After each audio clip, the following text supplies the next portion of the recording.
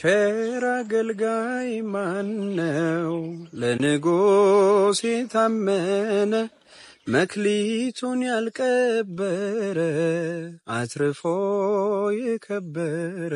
ለምንድን ነው የምትጠመቁት? ወይ ለምትጠመቀው ሲሆን የመጀመሪያውና ዋነኛው በክርስቶስ ያመነ ሰው የክርስቶስን ትእዛዝ ይፈጽማል። ስለዚህ ክርስቶስ ደግሞ ያለው በአብ ወልድ መንፈስ ቅዱስ እንድንጠመቅ ዲሳይፕሎች ትእዛዝ አዞናል። በዛ መሰረት እውነተኛ አማኞች ይጠመቃሉ ማለት ነው። ለምን ነው የሚጠመቁት? እምነታቸውን የሚጠመቁት ጌታ ያዘዘው ምን ለመሆን ነው የሚጠመቁት?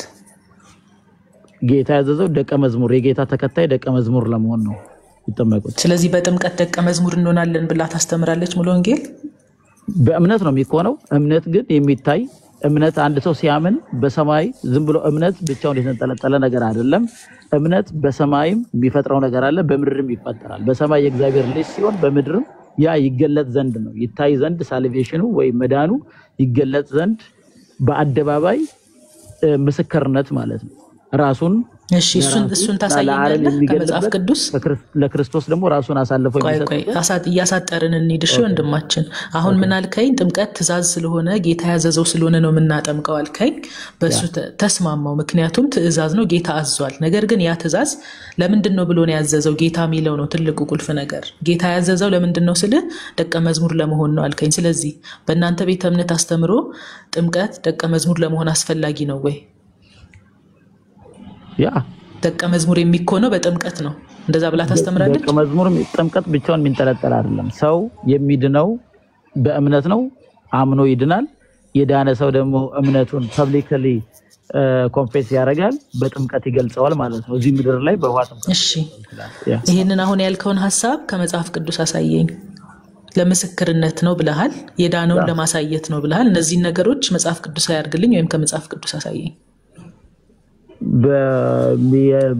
በምኑ ጋር ላሳይሽ? ለምሳሌ ይሄ ቀደም እኮ የተናገረው ምስክርነት ነው፣ የዳነውን ኮንፌስ ለማድረግ ነው፣ የዳነውን ለማሳየት ነው ለሰዎች ያልከውን መጽሐፍ ቅዱሳዊ ማስረጃ ስጠኝ።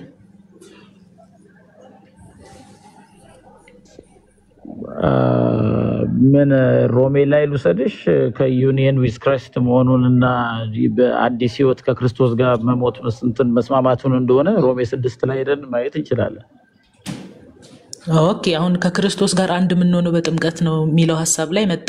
እኔ ግን የጠየቅኩ ጥምቀት ምንድነው ስለ መዳኑን የዳነው ሰው የሚመሰክርበት ወይ የሚያሳየው ነው ስላልከኝ፣ የሚያሳይበት ነው ስላልከኝ ለሱ ነበር ማስረጃ የጠየቅኩ። እንደዛ የሚል መጽሐፍ ቅዱስ ላይ አለ?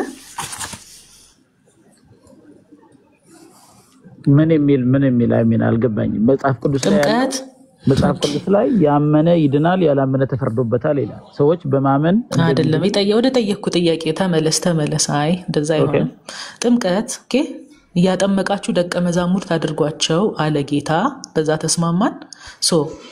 ሰው ደቀ መዝሙር የሆነው ሲጠመቅ ነው የሚሆነው፣ ሲጠመቅ ነው የሚለውን ስነግርህ አይ ደቀ መዝሙር መሆኑን ለማሳየት ነው መዳኑን ለማሳየት ነው አልከኝ። ለማሳየት የሚለውን ከመጽሐፍ ቅዱስ አሳየኝ እያልኩ ነው።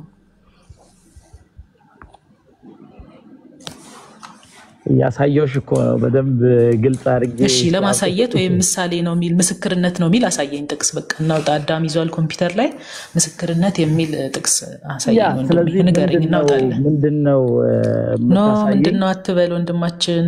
ምስክርነት ነው ጥምቀት የሚል አሳየን። ላሳይሽ ነው ምስክርነት መሆኑ። ስለዚህ ይሄ ምንም ዝም ብለን ከአንድ ወጥ ምናምን አድርገን አይደለም። የእግዚአብሔር ሐሳብና የእግዚአብሔር መጽሐፍ ቅዱስ ሐሳብን መረዳት ያስፈልጋል። ድነት እንድንረዳው የቱ ጋር ነው ይሻለው? ቆይ አንድ ጊዜ ስምሪ።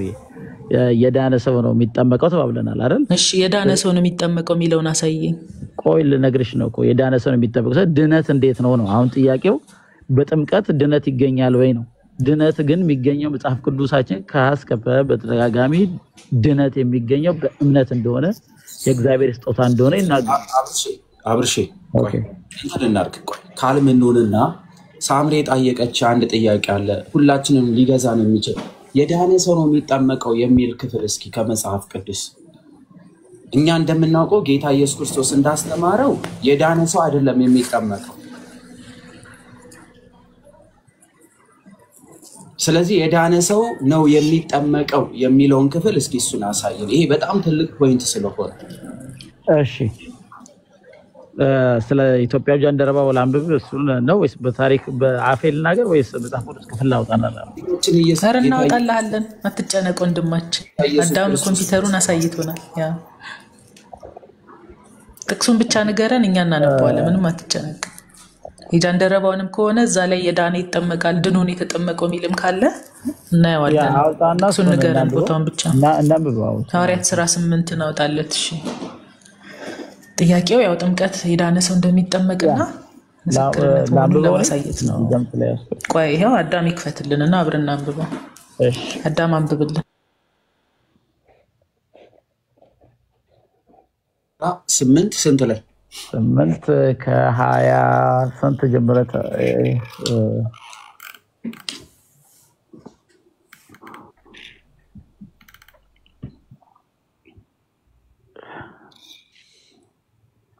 እሺ 36 ጀምሮ እናንብበው። 26 ጀምሮ ከስንት 26 ጀምሮ ከ26 ያ እሱማ የተጠያየቁበት ነው። እሺ ከ26 ጀምሮ የጌታ መልአክ ፊልጶስን ተነስተው በደቡብ በኩል ከኢየሩሳሌም ወደ ጋዛ ወደሚወርደው ምድረ በዳ ወደ ሆነ መንገድ ሂድ አለው። ተነስቶ ሄደ። እነሆም ህንደኬ የተባለች የኢትዮጵያ ንግስት አዛዥ ጃንደረባ የነበረ በገንዘብ ሁሉ የሰለጠነ አንድ ኢትዮጵያዊ ሰው ሊሰግድ ወደ ኢየሩሳሌም መጥቶ ነበረ። ለምን ነበረ ግን ሊሰግድ ሄደው? እያብራሩልኝ። ወደ ኢየሩሳሌም ሊሰግድ ሄደ ይላል። እንግዲህ የአይሁድ ወይ የቤተ መቅደስ ያን ጊዜ የነበረ ስርዓት እምነት ነበር ማለት ነው። ስለዚህ ይሄ ሰው አዛብ አልነበረ። እሺ በክርስቶስ ኢየሱስ አያምንም ነበር። ከዛ በፊት እንደ ክርስቲያንም አልነበረም።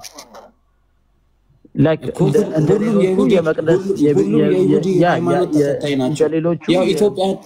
ኢትዮጵያኖችን አሕዛብ እንዳይባል ይሄንንም ትምህርት ለመስጠት ነው። ኢየሩሳሌም ገብቶ መስገድ የሚችለው የአብርሃም ቤተሰብ የሆነ የተገረዘ ብቻ ነው። እሺ ወደ ዋናው ነጥብ እንምጣ። ሲመለስም በሰረገላ ተቀምጦ የነብዩ ኢሳይያስን መጽሐፍ ያነብ ነበር። ይሄ ደግሞ ያረጋግጥልናል። መንፈስም ፊልጶስን ወደዚህ ሰረገላ ቀረብና ተገናኘው አለው። ፊልጶስም ሮጦ የነብዩን የኢሳይያስ መጽሐፍ ሲያነብ ሰማ። በእውኑ የምታነበውን ታስተውላለህ አለው። እርሱም የሚመራኝ ሳይኖር እንዴት ይቻለኛል አለው። ወጥቶም ከእርሱ ጋር ይቀመጥ ዘንድ ፊልጶስን ለመነው። ያነበው የነበረው መጽሐፍ ክፍል ይህ ነበረ። እንደ በግ ወደ መታረድ ተነዳ። የበግ ጠቦትን በሸላቾቹ ፊት እንደሚል እንዲሁ አፉን አልከፈተም። በውርደቱ ፍርዱን ተወገደ፣ ሕይወቱ ከምድር ተወግዳለች። ትውልዱን ማን ይናገራል እያለ ይናገራል መጽሐፉ። ጃንደረባም ፊልጶስን መልሶ እባክህ ነብዩ ይህ ስለማን ይናገራል? ስለ ራሱ ነው ወይስ ስለሌላ አለው። ፊልጶስም አፉን ከፈተ። ከዚህ መጽሐፍ ጀምሮ ስለ ኢየሱስ ወንጌል ሰበከለት። እዚህ ጋር ያዘልኝ ስለ ኢየሱስ ወንጌል ስለሚያነበው ነገር አላወቀውም ነበር። ስለ ኢየሱስ ወንጌል ሰበከለት ፊልጶስ። ያን የሰበከለት የኢየሱስ ወንጌል እንግዲህ ስለ ወንጌል ሰበከለት። ያው ያመነ ይጠመቅ ይድናል የሚለው እንደሆነ እንገነዘባለን። ግን ቀጥልና 36 እንደዚህ እንነጋገር። እሺ ስለ ኢየሱስ ወንጌል ሲሰብክለት ዳነ? ያ ቀጥልልኝ። ገና ነው። አልዳነማ። እያወቀን እንድንሄድ ብዬ ነው የቱ ጋር እንደዳነ አልዳነ። እሺ በመንገድም ሲሄዱ ወደ ውሃ ደረሱ። ጃንደረባውም እነሆ በውሃ እንዳልጠመቅ የሚከለክለኝ ምንድን ነው አለው።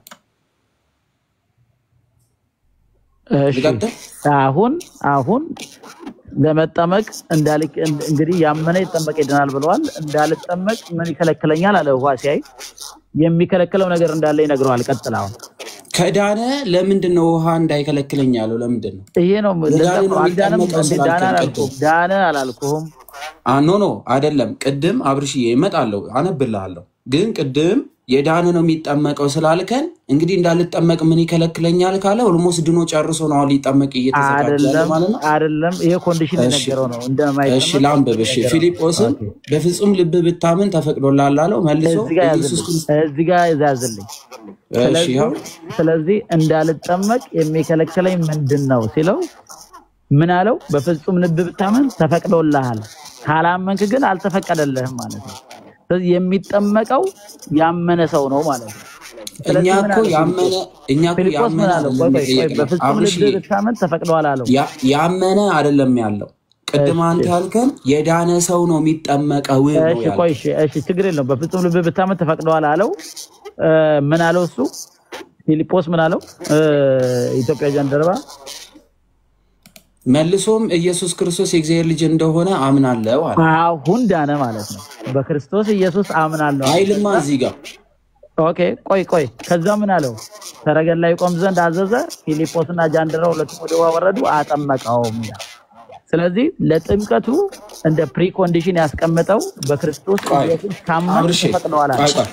ቆይ አንዴ ጥያቄ ላስተውስ። ሳምሪ ቆይ አምናለሁ ስላለ ድኗል እያልከን ነው አብርሃም? ጥያቄያችን ምን ነበር? ጥያቄያችን የዳነ ነው የሚጠመቀው ነው ያልከው አንተ። እንዳልጠመቅ የሚከለክለው ማመን ነው። ጥያቄው የዳነ ነው የሚጠመቀው ነው ያልከው ለሳምሪ። ሳምሪ ደግሞ እስኪ የዳነ ሰው ይጠመቃል የሚል አምጣን ያለችክ። አንተ ደግሞ ምን አልከኝ? አምናለሁ ስላለ ድኗል አልከኝ። ማመን ብቻ መዳንን ያረጋግጣል? አዎ ላሳይክ። ኖ እንዳታሳይ፣ እኔ ራሴ ላሳይክ። ያመነ ብቻ መዳን እንደሚያረጋግጥ አሁን አመነ ስላለ ዮሐንስ ወንጌል እንሂድ። ችግር የለውም ዮሐንስ ወንጌል እንሄዳለን። ኢየሱስን መልሶ እንደዚህ አለው። እኔን ስለጠየቀኝ ያመነ ብቻ ይድናል ወይ ስላልከኝ ያመነ ብቻ እንደሚድን ላሳየህ ያልኩ። በማመን ብቻ የሚዳን ከሆነ ለምን መጠመቅ አስፈለገው? እሱን እኮ ነው ላሳየህ ያልኩት። ስለዳነ ነው ይጠመቀው። አሁን ምን ይከለክለኛል ሲል ማመን ያስፈልጋል ለመጠመቅ። ሳያምን መጠመቅ አይችልም ማለት ነው። እምነት መዳን ደግሞ በእምነት ብቻ እንደሆነ ደግሞ ላሳየህ። በእምነት ብቻ ይኸውልህ ጥያቄውን ሽፍት አታርገው። ጥያቄውን ሽፍት እንዳታረገው። እኛ እየጠየቅን ያለ ነው ይሄ ሰው ክርስቶስ አምላክ እንደሆነ በማመኑ ብቻ የዳነ ከሆነ መጠመቅ ለምን አስፈለገው ነው። እምነቱ ብቻ ካዳነው እምነቱ ብቻ ካዳነው ጃንደረባው መጠመቅ ለምን አስፈለገው? አንድ ባንድ የመለሰን እንድንሄድ ይሄ ሰውዬ አመነ እንጂ አልዳነም ነው ያልከኝ አይደል? ይሄ ሰውዬ አመነ። ቆይ አብርሃም ማመኑ ብቻ መዳኑ ከሆነ መጠመቅ ለምን አስፈለገው? በጣም መልካም ጥያቄ። እሱን እኮ ቅድም እኮ እየገለጽኩ የነበረ እሱን ነው።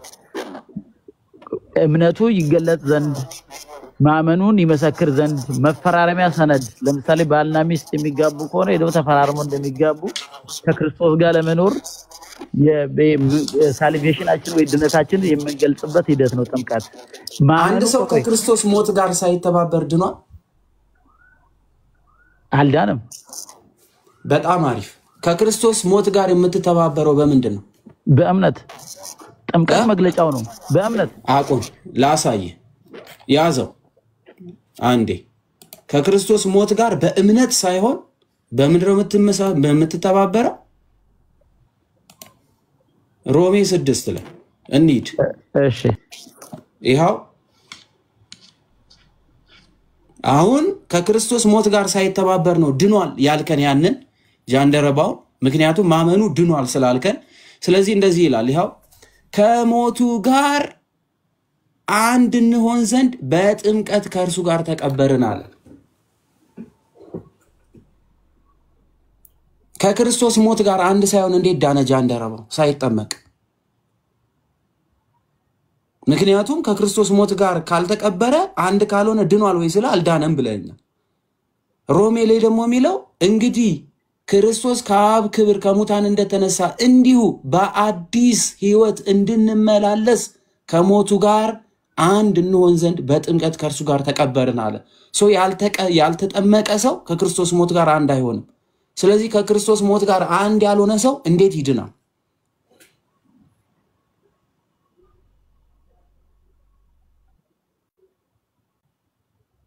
አብርሃም መልስልን። ኦዲዮ ነው አንሳረፈት ባንዲ ነው።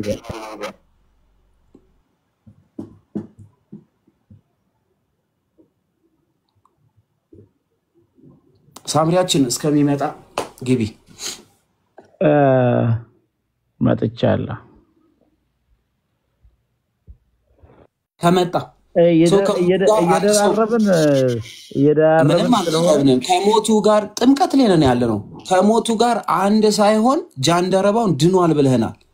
ከክርስቶስ ጋር ደግሞ ከሞቱ ጋር አንድ የምንሆነው በጥምቀት ነው። ሶ በጥምቀት ከክርስቶስ ሞትና ትንሣኤ ጋር አንድ ሳይሆን እንዴት ከአዳማዊ ከሆነ ሞት ዳነ በማመን? እሺ ይሄውልህ አብዛኛው ይሄውልህ የሮሜ ጠቅላላ አሁን ያወጣውንም ክፍል አውጥተን በደንብ እናነባለን። ሮሜ 10 ላይ ሰው የጠየቁን መጀመሪያ የጠየቁን መልስልኝ። ቆይ ልንገርህ፣ በልቡ አምኖ በአፉ መስክሮ ይድናል አለ።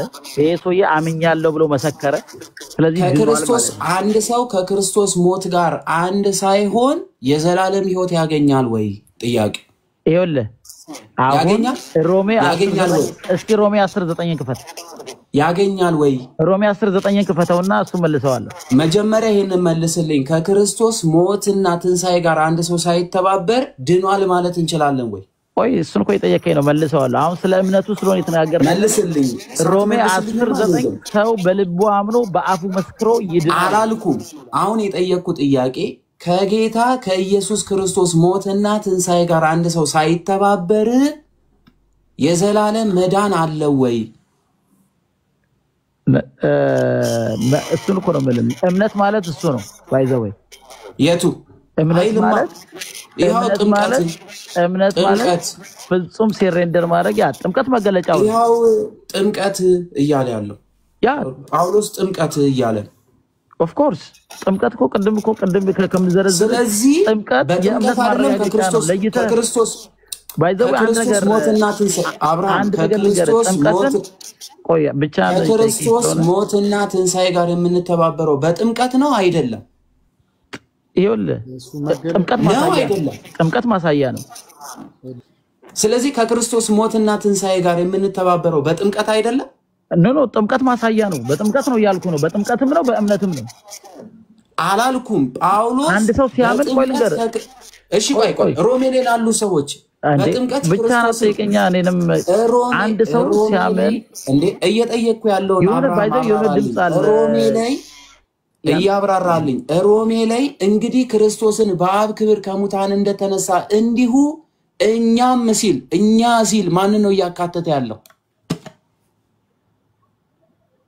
እኛ ሲል ማንን ነው? እኛም እያለ ነው እያወራ ያለው ጳውሎስ። የቱ ጋር ነው ልክፈተውና? ይሄው ኖ ልክፈተውና በደንብ እናንብበው፣ ችግር የለም።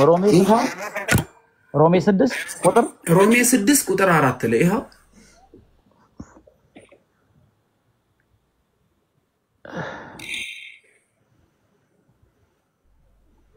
አብራራልኝ ይሄን ክፍል እስኪ።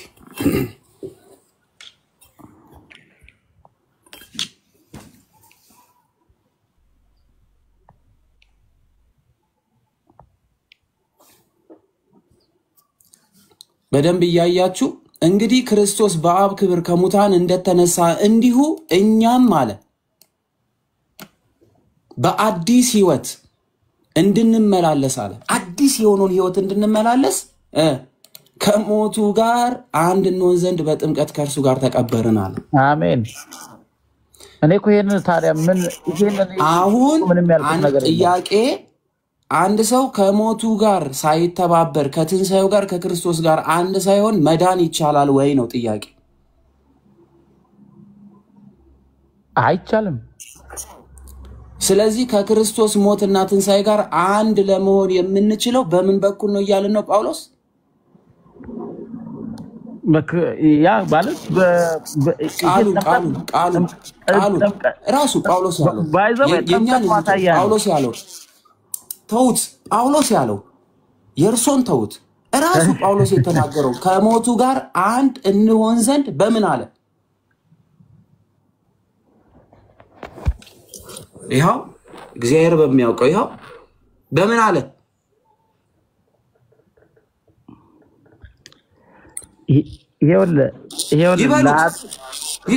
ይበሉት ቃሉን ይበሉት። ይኸው በጥምቀት ነው የሚለው።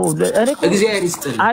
በጥምቀት መድኃኒዓለም በቃ ሰው ለመዳን ከክርስቶስ ትንሣኤና ሞት ጋር መተባበር አለበት። እርሱም በጥምቀት ነው ጳውሎስ ያስተማሩ። እግዚአብሔር ይስጥልኝ። ሳቢ ቀጥል። እግዚአብሔር ይመስገንና ቴንኪው ስለሰጠኝ እድል። እንግዲህ አንድ አፖስትል ልደት ካለ ድምጽ አሰማ እንዳይዘረግፈን። አይሰማም? አሰማ ልደት አፖስትል ቆይ አንዴ ልደት ያለ ድምጽ አሰማ እንዳይዘረግፍ። እሺ ዶክተር አለው እሺ ይናገር። ሳምሪ አብርሃም ይጨርሱ፣ ወንድማችን እንሰጣለን እድል። ታገሰ አብርሼ እንትን አፖስትል ስምሪ ቀጥሉ። ጨርሰናል ከኔ ጋር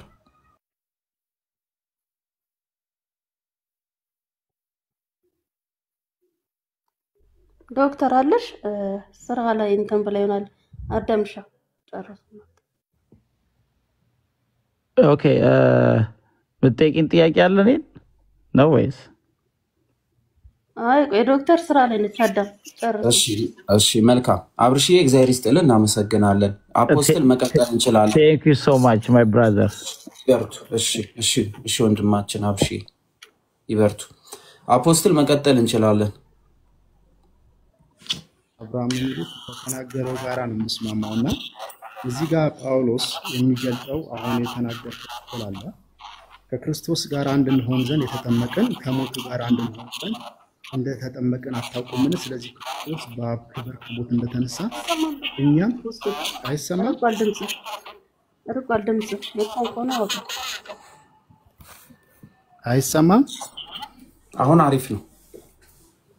ይሄኛው ክፍል አሁን ወንድሜ ከተናገረው ሐሳብ ጋር ነው የምጋራው እና ከክርስቶስ ኢየሱስ ጋር ሮቢያውን ያነሳው ሐሳብ ከክርስቶስ ኢየሱስ ጋር አንድ እንሆን ዘንድ የተጠመቅን ከሞቱ ጋር አንድ እንሆን ዘንድ እንደተጠመቅን አታውቁምን? ስለዚህ ክርስቶስ በአብ ክብር ከሞት እንደተነሳ እኛም እንዲሁ በአዲስ ሕይወት እንድንኖር በጥምቀቱ ሞቱን ከእርሱ ጋር ሞተን ከእርሱ ጋር ተቀብረናል ነው የሚለው። ይሄ በዋናነት ጥምቀት ምንድነው? ጥምቀቱ ምንድነው የሚለው የጥምቀቱን ዓላማ ለመግለጽ ነው እንጂ ቀጥታ ጥምቀት ድነት ይሰጣል የሚል ሐሳብ የለውም። መጽሐፍ ቅዱስ ላይ ምስክር በሁለት ወይም በሶስት ያመነ የተጠመቀ ይድናል አይልም? ያመነ የተጠመቀ ይድናል ይላል። ግን ያመነ ብቻ ነው የሚለው? ያመነ የተጠመቀ ይድናል የሚለው ያመነ ብቻ ይድናል የሚለው? ያመነ የተጠመቀ ይድናል። አስፈላጊነቱን እኮ ነው የሚገልጸው። ግን ምን ይላል? እሱን ስለ መዳን ነው እያወራለሁ፣ ስለ ፍርድ ሳይሆን ስለ መዳን። ያመነ የተጠመቀ ይድናል ይላል አይደል? ጨርሷ ቁጥሩ እንደዚህ ያመነ የተጠመቀ ይድናል አይልም። ስለ መዳን ነው እያወራን ያለ ነው፣ ስለ ፍርድ ያላመነማ። ልጨርስልህ አሁን ይኸውልህ እንደ ከተማ ከበቀስ ያደናግረ ሙሉ 16 ቁጥሩን ባርቆስ 16 የሚያወራው ልጨርስልህ እሱ አልሙሁን አንዴ ተረጋጋ። ያመነ የተጠመቀ ይድናል አለ። እውነት እኮ ነው፣ እያረጋገጥኩልህ እኮ ነው። ቆይ አንዴ መጨረስኩ ነው ጥያቄ መጨረስኩ። እሺ ያላመነ ግን ይፈረድበታል አለ እንጂ ያላመነ እውነት ነው። ያላመነ ሰው ይፈረድበታል። እኔ አክሴፕት 100% እስማማለሁ። ያላመነ ሰው ይፈረድበታል አምናለሁ። ምክደውም አይደለም። ካላመነ ይፈረድበታል። በቃ 100% ምንም አያከራክረንም። እኛውን ስላላመኑት አይደለም እያወራን ያለ ነው። አንድ ሰው ያመነ የተጠመቀ ይድናል ነው የሚለው ወይስ ያመነ ብቻ ይድናል ነው እያለ ያለው ነው? መልስልኝ። መጠመቅ መዳን አይደለም ስላልከኝ ማለት ነው።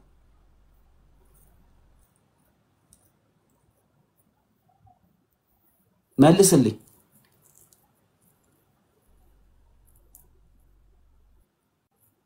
አፖስትል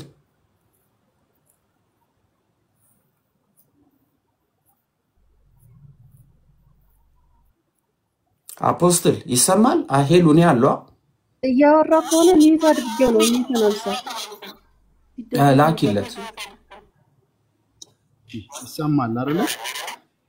መልስልኝ። ይኸውልህ ደስ ይላል።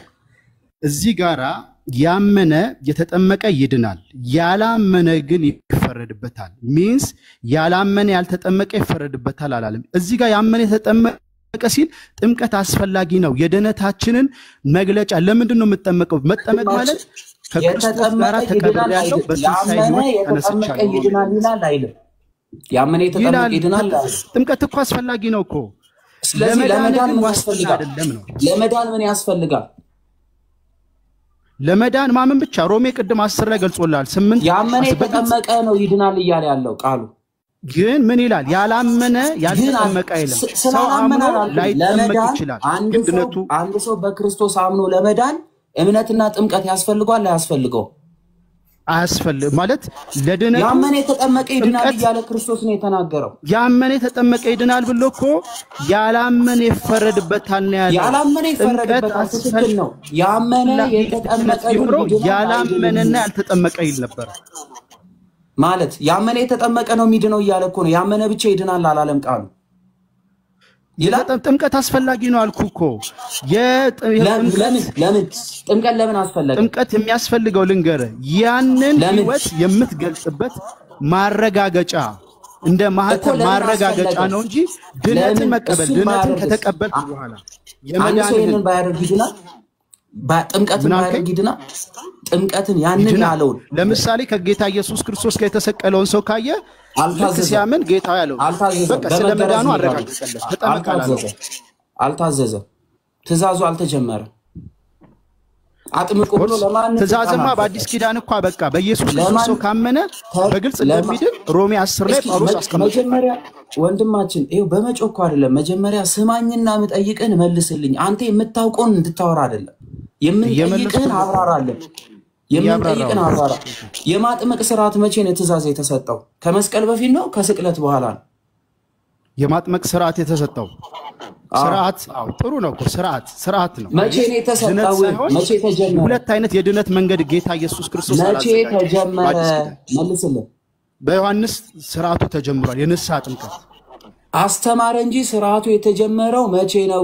የልጅነት የመንፈስ ቅዱስ በጥምቀት የመስጠት ስርዓት የተጀመረው መቼ ነው? በአዲስ ኪዳን ነገርኩ። መቼ? በአዲስ ኪዳንና በብሉይ ኪዳን ትራንዛክሽን በኋላ ከትራንዛክሽኑ በኋላ ስርዓት በኋላ በዮሐንስ ተጀምሯል። የዮሐንስማ የንስሐ ጥምቀት ነው። ሰው አሁን እየተጠመቁት ያሉት የንስሐ ጥምቀት ነው እያልከኝ ነው? አይደለም። ጥምቀት በሚለው ጥምቀት የተጀመረው ነው ያልከኝ ጥምቀትን ነው። ጀነራሊ ጥምቀት ዮሐንስ የንስሐን ጥምቀት እያመጣ አላልኩም። ክርስቶስ ያዘዛት ያቺ ዳግም የምንወለድባት ስርዓት የተጀመረችው ክርስቶስ ከመስቀል ላይ ወርዶ በትንሳኤ ከእርገት በኋላ ነው ከእርገት በፊት ነው እየጠየቅኩ ያሉት? ከእርገት በፊት ነው ከእርገት በፊት ነው። በማን? በዮሐንስ ከዛ በኋላማ ኢየሱስ ክርስቶስ የመጨረሻው ትእዛዝ ሰጣቸው። ጥምቀት ነው ከኢየሱስ ክርስቶስ በሁለት ከከፈለው ኢየሱስ ክርስቶስ በማቴዎስ ወንጌል ምዕራፍ 28 ላይ ወንድማችን ክርስቶስ አጥምቁ ያለው የንስሐ ጥምቀት ነው የልጅነት ጥምቀት ነው እንዴ? የክርስቶስን ትእዛዝ ከዮሐንስ ጥምቀት ጋር እያወዳደርከው ነው? እያመሳሰልክ ነው እንዴ? ወንድማችን መልስልን። ሰው ዳግመኛ ከውሃና ከመንፈስ ቅዱስ መወለድ አለበት ያለውን ትእዛዝ ከዮሐንስ ጥምቀት ጋር ማች እያረከው ነው? አረ መልስልን። ናልሳ አፖስተል ተታወራ ነው ወይ ማለት የተናልሰና መልስ ክርስቶስ ጥምቀት የጀመረው ልንገር በማቴዎስ ወንጌል ምዕራፍ 28 የጠየቁን ስማ ከትንሳኤ በኋላ ሰው ከትንሳኤ በኋላ ከሆነ ከትንሳኤ በፊት ለተሰቀለው ለምን ተጠቀምኩ ያንን ጥምቀት? ሁለት አይነት ድነት ማግኛ መንገድ የለማ። ለድነት ማግኛ መንገድ ቢሆን ኖሮ ያ መጀመሪያ ክርስቶስ ከትንሳኤ በፊት ከትንሳኤ በኋላ ላዘዘው ስርዓት መስቀል ላይ ላለው ለምን ተጠቀምከው? ጥያቄ። ድነትን ማግኛ ቢሆን ኖሮ ሁለት መንገድ አልዘረጋማ። ድነትን ማግኛ ያ ሰው ለምን ትወቅሰዋለህ? ክርስቶስ ከትንሳኤ በኋላ ላዘዘው ስርዓትና አድርጉት ላለው መስቀል ላይ ለተሰቀለው ሰው እንዴት ተጠቀምከው? እሱን አብራራልን። እሺ ላብራራለህ። ድነት ማግኛ መንገድ ያ ጭምር ቢሆን ኖሮ ጌታ ኢየሱስ ክርስቶስ ባልተናገረው ነበር። ይሄንንም ስታደርግ ትድናለህ ባላለው። መቼ ስርዓቱን ሰራውና መቼ አጥምቋልና? ይሄ ሰው መቼ ይጠመቅ ሄዶ ንገረኝ እስኪ። ክርስቶስ ሁለት መንገድ ያዘጋጅማ። ለድነት ሰውየው ትድናለህ ይለው ነበር። ያ ሲፈጸም ድረስ ትድናለህ ይለው ነበር። አንተ ድነት በጥምቀትም ጭምር ነው ብለህ ካመንክ ኢየሱስ ክርስቶስ ስላመነበት ሰማኝ። ጥምቀት ከክርስቶስ ሞትና ትንሳኤ ጋር የምንተባበርበት ነው። ክርስቶስ መስቀል ላይ ያለ አጠገቡ የተሰቀለው ክርስቶስ ሞቶ ተነስቶ አይቶታል? አላየው። ስለዚህ ክርስቶስ አመነ፣ ግን ጌታ እንደሆነ ግን አመነ። ኧረ እባክህ ላውራበት። ክርስቶስ ሞቶ ትንሳኤውን ሳያይ ጳውሎስ እያዘዘ ያለውን ጥምቀት እንዴት አድርጎ ይጠመቅ ይሄ ሰው? በጣም ጥሩ። እሺ እሱ ልመልስልህ። አንተ ድነት ጥምቀትም ለድነት ዋና ጉዳይ ነው ካል ኢየሱስ ክርስቶስ እንዴት በዛ ሰዓት ላይ ስለ ክርስቶስ ትእዛዙን አሁን የጠየቅኩን ከክርስቶስ ሞትና ትንሣኤ ጋር የምንተባበርበት ነው አይደል? አሁን የምንጠመቀው እውነት ነው። ምን ገልጽበት መዳናችን ኦሬዲ መዳናችንን ምን ገልጽበት መቼ የክርስቶስን ትንሣኤና ሞት አይቶ ነው ይሄን ጥምቀት ሳይጠመቅ እንዴት ዳነ ብለህ የምትጠይቀኝ ነው እኮ? እሱን እኮ ነው ድነት ማዳን የማን ስራ ነው? ቻሞኑን የሚያሳይ ነው ልልህ ነው። ያይነን እኮ ያነሳው ለምንድን ነው መሰለ? እስከ መጨረሻ ድረስ ይሄ ነው የቀጠለው። ድነት ብቻውን ለመዳን በቂ ነው። ማመን ብቻ አንተ ከክርስቶስ ትንሣኤና ሙታን ጋር ሳትተባበር ትድናለህ? አልድንም። ከክርስቶስ ትንሣኤና ሙታን ጋር የምትተባበረው በምንድን ነው? በእምነት። እሺ ሮሜ ላይ እዚህ ጋር ግን በእምነት ልመልስልህ በኤቪደንስ ቃሉ ካንተ አልፈልግም። መጽሐፍ ቅዱስ ምን ይላል? ይሄን ላንብብልህ። እሺ አንብበው። ቴንክ ዩ። በትልቁ አንዴ እስካወጣ ድረስ አንዴ ያውልህ ምን ይላል? የእግዚአብሔር ቃል አውጥቼልሃለሁ። አንብብልኝ ይሄን። ቆይ እኔ ላንብብልህ። አሁን ያንተን እኮ አይደለም እሱን መልስልሃለሁ። ላንብብልህ። ይሄ እኔ አይደለም ወንድማችን፣ ይሄንን እኔ አይደለም የጻፍኩት ጳውሎስ ነው የጻፈው። እሱን ማመለስኩልህ። አንተ እኮ ይኸውልህ መነጽርን ካልቀየርክ ለምሳሌ አንድ ሰው አረንጓዴ መነጽር ካደረገ ሁሉ ነገር አረንጓዴ ሆኖ ነው የሚታየው። ግን እኔ የቃሉን አንዴ በትልቁ አርጉኝ፣ ሞዴሬተሮች በትልቁ አርጉኝ እንትኑ እንድናነበው። ይሄንን ታነበዋለህ ወይ ትቀበለዋለህ ወይ ማን ይቀበለው ብለህ ትሄዳለህ ከይን ክፍል። በጣም ጥሩ እሺ፣ እሱንም አነብላለሁ። የኔንም አንድ ደቂቃ ትታገሰኛለህ። ያዝ እንቀጥል። እንግዲህ ከክርስቶስ በአብ ክብር ከሙታን እንደተነሳ እንዲሁ እኛ በአዲስ ሕይወት እንድንመላለስ አለ። እኛ ሲል ማንን ነው? ማንን ነው እዚህ ጋር እኛም ያለው?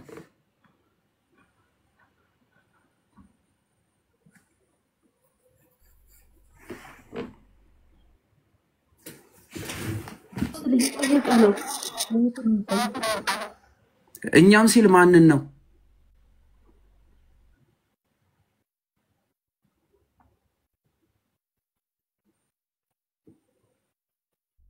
እባክህ መልስልን። እኛም ያለው ነው እንዴ? መለስኩልህ እኮ ጳውሎስ ራሱንም ጨምሮ ያመኑት ነው ይሄንን እየተናገረ ያለው እኛ ብሎ የሚናገር ያመኑ። ስለዚህ ያመኑ ሰዎች በአዲስ ሕይወት እንዲመላለሱ ምን ያስፈልጋቸዋል?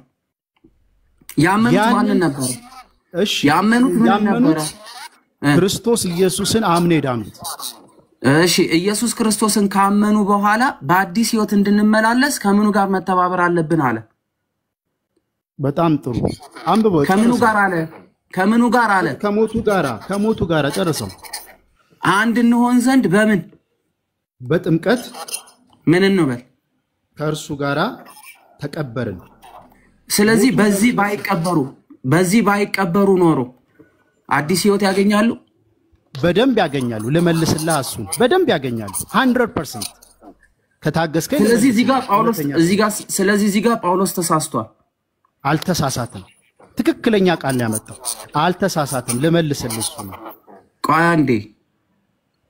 ስለዚህ እኛም በአዲስ ሕይወት እንድንመላለስ ከሞቱ ጋር አንድ እንሆን ዘንድ በጥምቀት ከእርሱ ጋር ተቀበርን ያለው። ስለዚህ አምነው መጠመቃቸው ቫልዩለስ ነው እያልክ ነው? አይደለም። እሱን እኮ አስፈላጊነቱን ልገልጽልህ ነው። ከሰማኸኝ አጉል ማደናገር ያታርግና እኔ ደግሞ ላንብብልህ።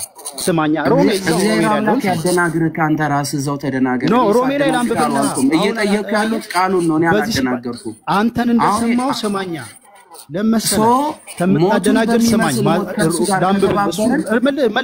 መልስልሃለሁ። አንዴ ሞቱን በሚመስል ሞት ከእርሱ ጋር ከተባበርን ትንሣኤውን በሚመስል ትንሣኤ ደግሞ ከእርሱ ጋር እንተባበራለን። በምን? በጥምቀት መልስልሃለሁ። ስለዚህ ይህንን በጥምቀት ያልተባበረ ይድናል? በደንብ ይድናል።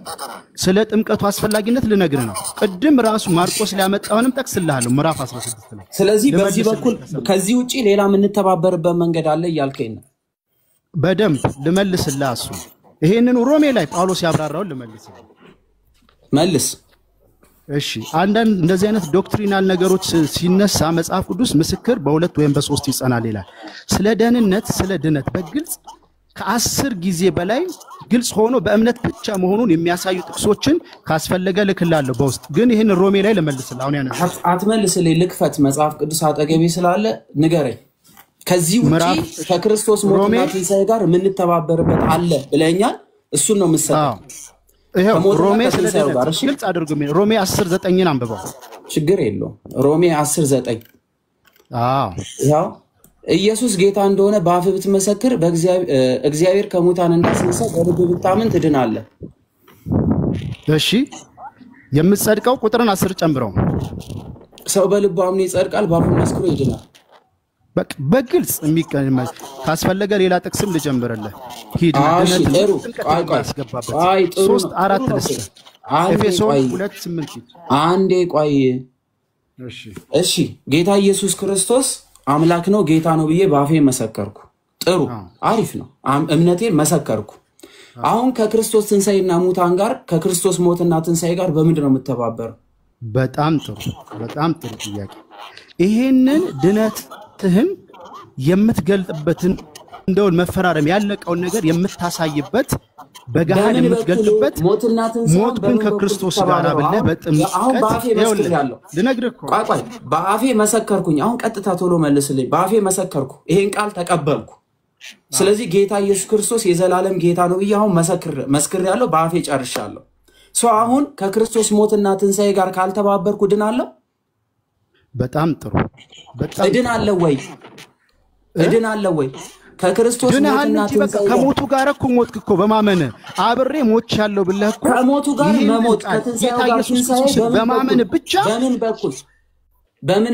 በኩል በጣም ጥሩ በምን በኩል በእምነትና በእምነት ብቻ ኤፌሶን ላይ ልመልስ በደንብ ይላል ይሄው ኤፌሶን ላይ ራሱ ጳውሎስ የተናገረው ኤፌሶን 2:8 ቀደም ያነበብኩልህ እንመለስ አልልም ቅድም ያነበብኩልህ እንመለስ ይሄው እነሱ ጳውሎስ ጌታ ኢየሱስ ክርስቶስ አምላክ እንደሆነ ከመጠመቁ በፊት መስክሯል አልመሰከረ ምን አልከኝ ጳውሎስ ክርስቶስ አምላክ እንደሆነ ከመጠመቁ በፊት አምኗል አላመነም አምኗል በጣም አሪፍ ታዲያ አዲስ ህይወት ለመልበስ ለምንኛ ተጠመቀን አለ በጣም ጥሩ መዳኑን ካረጋገጠ ምንም እኮ ይሄ ምንም የሚያስፈልግ መዳኑን ካረጋገጠ ጳውሎስ አዲስ ህይወት ለመልበስ መጠመቅ አስፈለገ ለምን አለ በጣም ጥሩ ተውና መልስ ልመልስልህ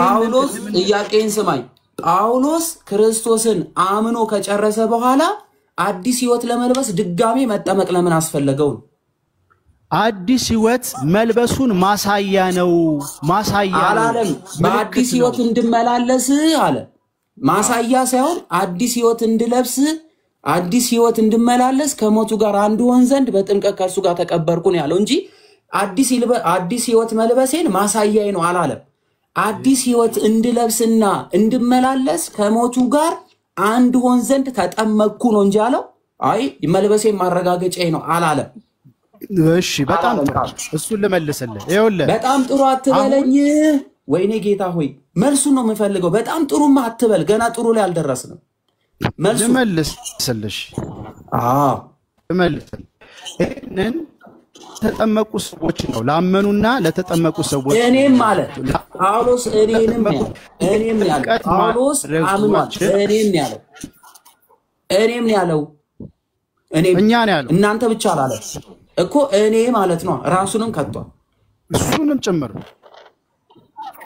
እውነት ራሱንም ከጨመረ ክርስቶስ እንግዲህ እሱ ምን ግልጽ ነው ልመልስልህ ይኸውልህ ክርስቶስን አምኖ ከዳነ በቃው ከተባለ አዲስ ህይወት እንድንመላለስ ከሞቱ ጋር አንድ ነው ዘንድ እንጠመቅ አለ ለምንድን ነው እርሱ ክርስቶስን ካገኘ በኋላ እንጠመቅ ያለው ማረጋገጫ ነው አይልም አዲስ ህይወት ለመልበስ መጠመቅ አለብን እያለ ነው ይኸውልህ አንደኛ እንዲህ አይነት ዶክትሪናል ለምሳሌ 2-3 ቀጥታ መልስልኝ አልፈልግም ዶክትሪኑን ላንተ መልሽልኝ ዶክትሪን ምናምን የምትለው ላንተ ትችላለህ አዲስ ህይወት እንድመላለስ ከሞቱ ጋር አንድ ሆን ዘንድ በጥምቀት ከእርሱ ጋር ተቀበረ ለምን አለ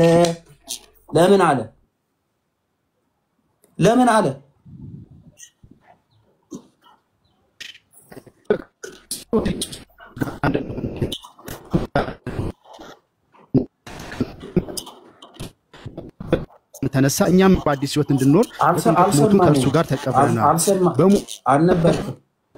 አልሰማንም። ኔትወርክ እየተቆራረጠ ነው።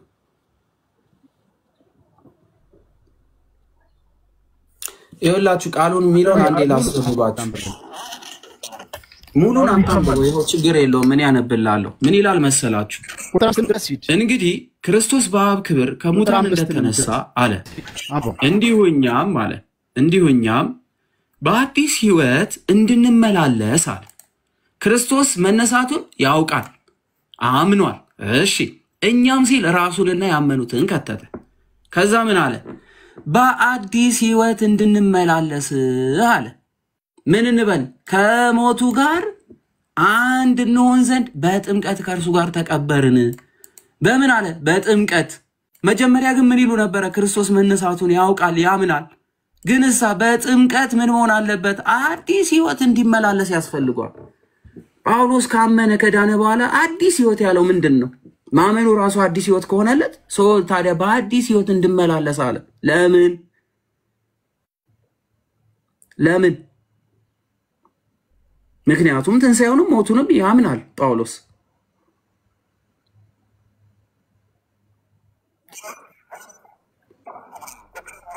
አንተ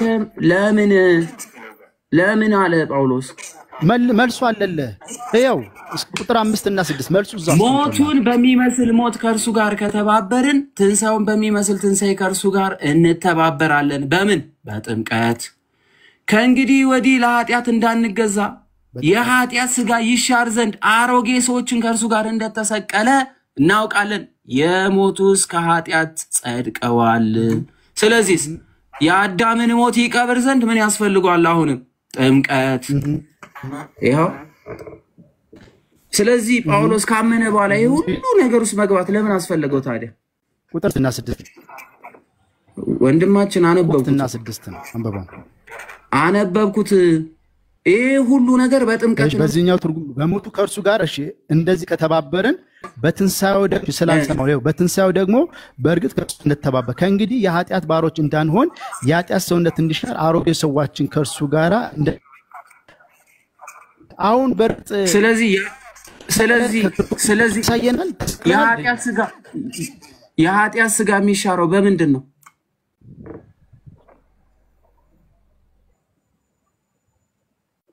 አሮጌው ማንነታችን በአዲስ መግለጫ በምንድን ነው የምገልጠው? ይሄ አዳሚ ድምጼን ላሰማ አለው ለማለት ነው። ድምጼን ላሰማ። አሪፍ። እሺ ድምጼን ላሰማ። አይ ይቅርታ አለውኝ። ኮፒ ሊንክ እያደረጋችሁ ሼር እያደረጋችሁ ቆንጆ ውይይት ነው ያሉት። ኮፒ ሊንክ ሪፖስት ሼር እያደረጋችሁ ተከታተል። እሺ አዳሚ ይሄው ሚትላል። ድምጼን ላሰማ ነው። እሺ አሮጌው ሰው ሞቷል ከክርስቶስ ኢየሱስ ጋር። በምን አሮጌ ሰው በምን አይደል? ኧረ ኔትወርክህን አስተካክለው። በትክክል ይገልጧል። አሮጌው ሰው ከእርሱ ጋር እንደተሰቀለ ይላል። እሺ ጋር እንደተሰቀለ ይላል። ከእርሱ ጋር ማን የተሰቀለ? ከክርስቶስ ጋር ተሰቀለ እንዴ? እኮ በምንድን ነው የተሰቀለው? ከክርስቶስ ጋር መስቀልን ማሳያ ነው። ከክርስቶስ ሲመቅ ከክርስቶስ ጋር ተሰቅሎ ይሄ አሮጌ ማንነት አብትሞለታል። ለአዲስ ከእርሱ ጋር ስቻለው ብለን ያ ድነታችንን የምናሳይበት ነው። አፖስትል ከክርስቶስ ጋር ለመሰቀል ምን ያስፈልጋል እያለ ነው ጳውሎስ? እምነት መገለሞ ጥምቀት ለመለስ በግልጽ ምን አልከኝ? ያ መገለጫው ኔትወርክ ነው። እንደማለት ጥምቀት ነው። ኔትወርክን አስተካክለው አፖስትል እየተቆራረጥክብን ስለሆነ እና ካልሙንና መጽሐፍ ቅዱስ ላይ ያለውን ነገር እንየው። እሺ ከእርሱ ጋር እንደተሰቀልን ሲል ሁላችንም ከክርስቶስ ጋር አንድ ላይ አልተሰቀልንማ። ነገር ግን ከክርስቶስ ጋር የምንሰቀለው ጳውሎስ በምንድን ነው እያለን ነው? በምንድን ነው አለን? ይኸው አስቀመጠ። ለምን? ክርስቶስ መስቀል ላይ ሞትና ትንሣኤውን ሰጥቶናል አይደል? የሰው ልጆች ሁሉ ይድኑበት ዘንድ ክርስቶስ ለሰው ልጆች ሁሉ ሲል ምን ሆኗል? ተሰቅሏል ለዓለም። ሰው ክርስቶስ የተሰቀለው የሰው ልጅ ሁሉ በሞቱ የዘላለም ሕይወት ሊሰጠን ነው። በሞቱ ማለት ነው። በቃ የማይሞት አምላክ በስጋ ሞቶ የዘላለም ሕይወት ለሰው ልጆች ሁሉ ይሰጥ ዘንድ በአዳም ምክንያት የገባውን ጳውሎስ የተናገረው ነው። በአዳም ምክንያት ሞት ወደ ዓለም ገብቷል። ይህ ሞት መሞት የሚችለው ሞትን ድል በሚነሳው በማይሞተው አምላክ ነው አይደለ? ስለዚህ ሞትን ይሽረው ዘንድ ክርስቶስ ተሰቀለ። ስለዚህ ከክርስቶስ ሞትና ትንሣኤ ጋር ግን ሁላችን በክርስቶስ ያመንን የምንመላለሰው ማመናችንም እርግጥ የሚሆነው በምንድን ነው እያለን ነው? በክርስቶስ ትእዛዝ በተዛዘችው ጥምቀት። ስለዚህ ሰው ሲጠመቅ ምን ይሆናል? አንድ ሰው ክርስቶስን አምኖ የሚጠመቀው ሳያምን መቼ ሲጠመቃል? አይጠመቅም። አዎ ቆይ አንዴ፣ በጣም ጥሩ አትበለኝ፣ ተው እባክህ። በጥምቀት ነው። እሺ ስለዚህ ያስከውን ለመልቀቅ እርግጠኛ ሁን፣ ለቃሉ ለመታሰሚት ለማድረግ እርግጠኛ ሁን። እሺ በቃ ሌላ ሰው እናስገባ። እግዚአብሔር አምላክ ከሁላችን ጋር ይሁን። ኖ ሌላ ሰው ሰላም እሱን ሮሜ በተለይ ቀን መልካም ይሁንልህ። እግዚአብሔር ሰላም ለአንተም ይብዛ። ጥምቀት ግን አስፈላጊ እንደሆነ ያዝልኝ። በጣም አስፈላጊ ነው። ከደህንነታችን ጋር ግን ምንም አያገናኘውም። ቴንክ ዩ፣ ወዳችኋለሁ። አመሰግናለሁ።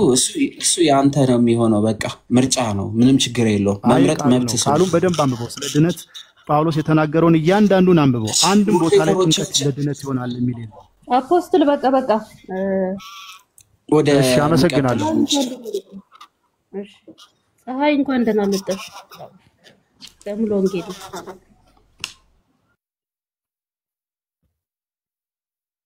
ፀሐይ አለሽ?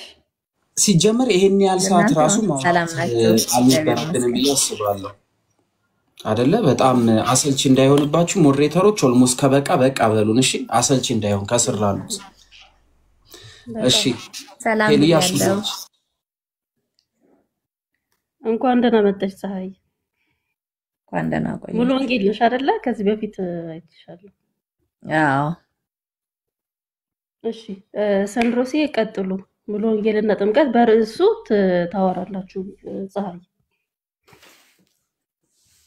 እሺ መልካም ፀሐዬ፣ እንኳን ደህና መጡ። እንኳን ደህና መጣሽ እህት ዓለም።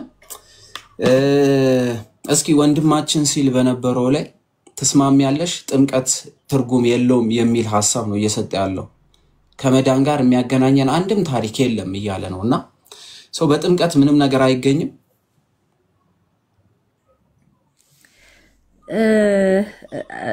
ቃሉ ያው ያመነ የተጠመቀ ይድናል ይላል። በርግጥ ግን ያመነ የሚለው ላይ እምነቱ ላይ ብዙ ነገር የሚከናወን ነገር ስላለ ነው። እምነቱ ላይ የሚሆን ነገር ስላለ ነው። እምነት ላይ ነው ሁሉንም ነገር የሚያልቀውና እምነቱንና ጥምቀቱን ላይ ያለውን ነገር ለይተን ብናየውም ጥሩ ነው።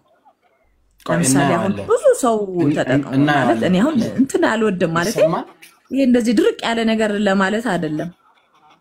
ቆይ አንዴ ይሰማል ግን ድምጼ? እየሰማሁ ነው እየሰማሁ። እኔም ልክ እንዳንቺ ነው። ምንም እንደዚህ አይነት ነገሮች እንደውም ያሁኑ እንደውም ትንሽ ገደቤን አልፍ ያለው ማለት እችላለሁ።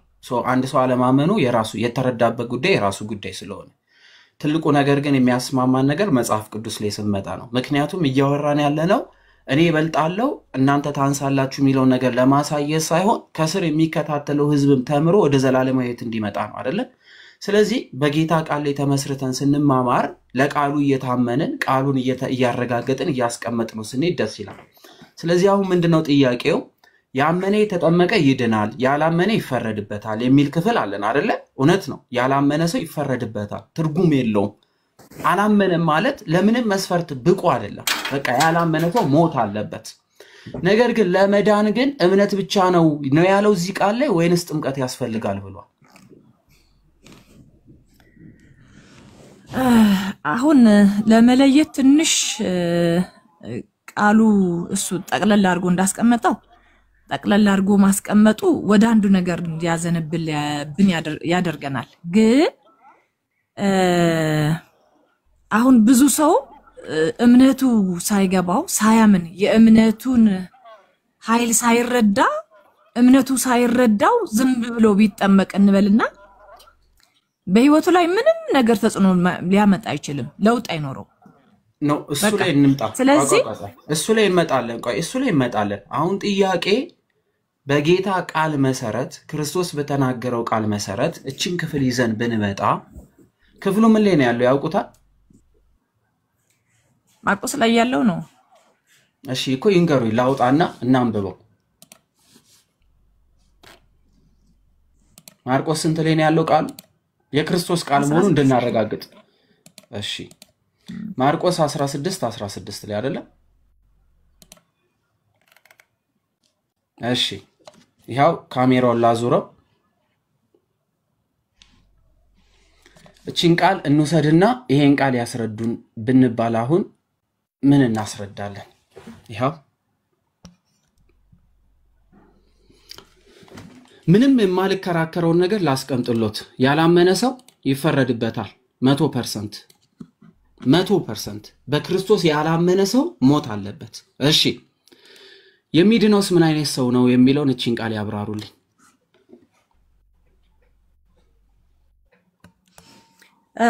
ማለት መጀመሪያ መስማት የሚባል ነገር አለ አይደል? መስማት አለ። መስማት ስትሰማ እንግዲህ ሁሉ እንትና ነው የሚሰማው አይደለ? መስማት ማለት አይምሮህን ፍቃድህን ሁሉም ይሰማል። ከዛ በኋላ የሰማኸውን ስታምን በምታምንበት ጊዜ የመንፈስ ቅዱስ ማህተም የሚባል ነገር አለ በእምነት ላይ ገና ወደ ጥምቀት ሳትሄድ።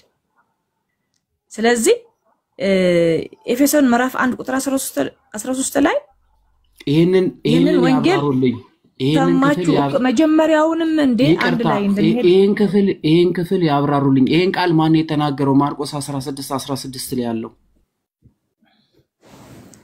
ወንጌሉ የተጻፈው እኛ ደግሞ ወንጌሉ ማን ያለው ነው? ለቃሉ ደግሞ እኛ ደግሞ ምንረዳው ነው። ለቃሉ እንታመን። ይሄንን ቃል የተናገረው ማን ነው? መጀመሪያ እንዴ ማን ያለው ይሄንን ቃል? እንዴ ይሄ እኮ ከባድ እኮ አይደለም። ኧረ በጌታ ስም ወንጌል አንድ እያየን ያለ ነው። ማን ነው ያለው ይሄንን? የጌታ ቃል ነው። የጌታ ቃልን አልታዘዝም የሚል የሚቀይር ቢኖር በክርስቶስ ላይ አምጿል አላመጸም? የጌታ ቃል ምንድነው እያለ ያለው ነው እያለ አላልኩም። ጥያቄ ነው እያለ ያለ ነው። እንደዛ ነው ማድረግ ያለበት አላልኩም። በክርስቶስ ቃል ላይ የሚያምጽ ሰው ቢኖር ቃሉን የሚቀይር ቢኖር ክርስቶስ ላይ አምጿል አላመጸም? ፀሐይ በትክክል ቃሉን የሚቀይር ካለ አመጻለ። እሺ ይሄንን ቃል ምንም ሳትቀይሪው በትክክል አንብቤው እየቀየርና አይደለም። አንዴ ያልኩት ቀየርሽ አላልኩም። ቀየርሽ አላልኩም። ይሄንን ቃል ቀጥታ ያለ ምንም ማብራሪያ ምን ይላል? ልክ እንደተጻፈው ያመነ የተጠመቀ ይድናል። ድገሚልኝ። ያመነ የተጠመቀ ይድናል ይላል። ስለዚህ እዚህ ጋር ለመዳን ቃሉ ላይ ትክክል ነው። እዚህ ጋር ለመዳን ምን ያስፈልጋል እያለን ነው? የመጀመሪያው ማመን። የመጀመሪያ አይልም። ለመዳን ምን ያስፈልጋል አለ እንዴ? ያመነ አለ እኮ የቀድሞው እኮ የመጀመሪያ እዚህ ቃል ላይ እዚህ ቃል ላይ የመጀመሪያ ሁለተኛ ሚል ስለሌለው ነው። እዚሁ ቃል ላይ ሆነን ይድናል ብሎ ያለው ምንና ምን ሲኖረው እያለን ነው። ሁለቱንም ነው አብራራዋ። ሁለት አይደል? አታብራሪ። ሳናብራራ እንቀጥልና እናብራራለን። ለመዳን ከእምነት ጀምራ ከዚህ ጀምር ያመን አይደል ያለው መጀመሪያ። አንዴ ጥያቄን አንዴ እንስማ። ከዚህ ጀምር ከዚህ ቀጥል የሚል የለም እዚህ ላይ። ቀጥታ ቃሉ ለመዳን ምን ያስፈልጋል አለ። እዚህ ጋር ምንም ማብራሪያ ሳንሰጠው ቃሉ የተጠመቀ ያመነ አይደለም ያለው። ያመነ አላልኩም እኔ መቻልኩ። እዚሁ ላይ ያለውን ቃል ለመዳን ምን ያስፈልጋል አለ ነው እያልኩ ያለሁት። እኔ አቀዳድሚው አከታቴው አላልኩም። ማመንና መጠመቅ። እሺ ማመንና መጠመቅ ምን ለመሆን? ማመንና መጠመቅ ምን ለመሆን? ይድናል ለመዳን። ምን ለመሆን? ማመንና መጠመቅ ምን ለመሆን? ለመዳን። ስለዚህ ማመን ብቻ አይደለማ ለመዳን የሚያስፈልገው እያለን ያለው። ስለዚህ ማመንና መጠመቅ ምን ይላል እያለ ነው? ያድናል። ማመንና መጠመቅ ያድናል። ምን ይላል እንዴ? ተጋገምክብኝ። ምን ችግር አለው? የጌታ ቃል አይደል እንዴ? እድሜ ዘመናችን ሁሉ ብንደግሞ ምን ይሰለቻል? ይሄ እኮ ህይወት የሆነ ቃል ነው። ስለዚህ ያመነና የተጠመቀ ምን ይላል?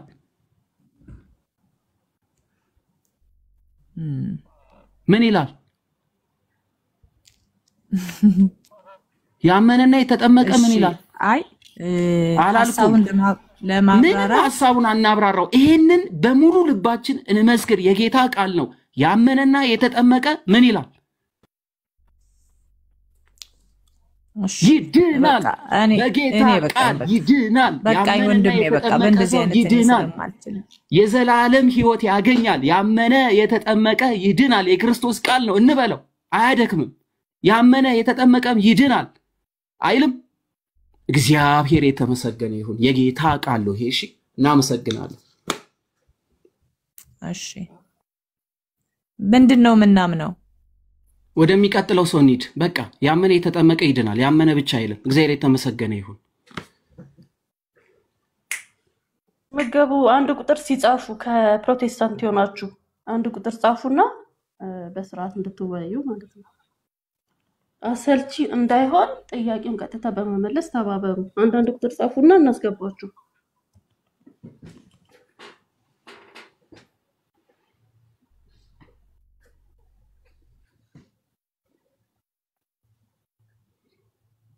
ዲያቆን ሕዝቅያስም ካሉ አስገቧቸው። እሺ ዲያቆን ሕዝቅያስ ካሉ እያየው ነው የሚገቡትን ፍርንትንም እያየው ነው። ኦኬ ክርስቶፎረስ ይመጣል። አንድ ቁጥር ጻፉና በቶፒኩ የምታወሩ